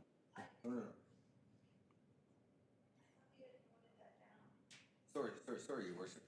Just through to staff, I thought we had voted that down and had decided to keep it at 7 days. I don't believe you've ever dealt with this one before previously. Yeah. This is for agenda publishing or publishing for the notice of motions? For agendas for committees. For committees, For but committees. not for council meetings, No, open council meetings? it aligns it with council meetings. Yeah. Okay, thank you. Thank you. Thank you for the question. Yeah, it's for the financing intergovernmental. Yeah. All in favor? Oppose? Carry. F1. Move F1. Second, all in favor? Oppose? Oppose, Councilor Skaken and Mayor Yu, to be consistent. Correspondent, G1 to G12. Put G2? G1, like almost all of them. Okay, I'm going to go through one at a time. G2, Councilor Ramsey. G1. G1, okay, Councilor Claassen first. G1. I would just ask that we consider supporting that. Any recommendation on how we do that? Because what they're asking for is for UBCM to vote at convention. Okay. All right. Okay. Then G2. G2, Councilor Ramsey. Thank you, Your Worship. This is a letter from Aboriginal Housing on just seeking clarity on how the committee determines whether and how a permissive tax exemption application is awarded. So I would like to refer this to Finance and Audit for a response back, and myself and Mr. Dalio can work on that. I do maybe want to add some clarity that it's not, with the permissive tax exemptions, there is a requirement that they be, I think, a nonprofit organization, but the other piece is that the use of the property is also taken into consideration, and so I think in this specific instance, I may ask Mr. Dalio to correct me if I'm wrong, but because it's been a while since we looked at it, but where the application puts forward a permissive exemption for something that competes with the private market, typically we would vote that down and not support it. I don't know, Mr. Daly, if you can provide some examples. Yeah, maybe I can actually clock in on this one. So Aboriginal Housing Society did make a number of applications. One of them was denied because it was Class 3 supportive housing by BC Assessment. In those cases, the assessment value is actually reduced to $1. So they already weren't paying tax. There was nothing to approve necessarily that way. 3 of them were denied because they were doing either seniors housing or subsidized non-market housing. Our policy is really specific to housing for people with on-site services for physical, mental, and psychiatric disabilities. And so we also denied a couple other properties from Riverbend and Providence for those same reasons. But a couple were approved. I should also say that a couple of the properties were denied did have revitalization tax exemptions on them, so they're already actually getting funding from the city. But Councillor Ramsey and I can work on a response and sum all of this up. Moved by Councillor Scott, second by Councillor Skaken to refer the matter to Finance Committee for further study. Moved by Councillor, second by Councillor. Oh, I didn't hear she moved the proposal, but anyway, all good. All in favor? Opposed? Carried. Next one. Anybody want to pull anything? G5? Did we already endorse that one? Yeah, it's just a letter. We need G9. G5, I need to move a second to the letter of recommendation to support. Forestry is the solution. Is anybody that believes forestry is not a solution? So moved. Moved by Councillor Klassen, second by Councillor Skaken. All in favor to write a letter of support for G5? Opposed? Carried. G6. Your worship, you'll see there a letter from Scott McWalter, Tourism Prince George. Yeah, I need to move. Yeah, I'll move that we. Second by Councillor Skaken. A letter of support for the initiative. Yeah, the Junior All-Native Basketball Tournament. I think it's a great. Which would bring 1,000 athletes to our city absolutely. next March. All in favor, letter of support. Opposed? Carried. Move G9. G9. Second. Second by Councillor Sampson. All in favor? Opposed? Carried. G8. I need a letter of support for discussion, not as actually support. We need to further explore the details. So far, the information we have is we cannot really support, not support, but I think I support the idea of continue to explore the refer. Yeah. Yeah. Refer. What are we referring? Necessarily refer. I either support the keep good discussion. The staff's not going to. I'll move that you write your own letter of support with Yeah. in collaboration With the staff. Okay. Yeah, that's fine. I want a letter just we will support the First Nations support to further explore the possibility of this project moving forward, right? Sorry, I just need a little clarity. I'll move that we write that Mayor Yu provides a letter. Can you say it in the mic? Sorry. I'll move that Mayor Yu provides a letter of support, with support from staff in writing that letter. Yeah. Not necessarily the prescribed form that we have on the correspondence. That's right. That's the best, yeah. To further the discussion, yeah. Second, Councillor Klassen? Yes. All in favor of the letter? Second? Opposed, carried. Recommendation G12? Yep, G12. I'll move that you write a letter of support for G12? Or how does that work? Yeah, do I have a seconder? Second by Councilor Polillo. All in favor of letter of support for the initiative? Opposed? Carried. I need adjournment. Move to adjourn. Second. Second by Councilor Polillo. Move to receive correspondence. Oh. That's correct. Move to receive first. Sorry. Second by Councilor Sampson to receive all the correspondence. Opposed? Carried. Move to adjourn. Thank you.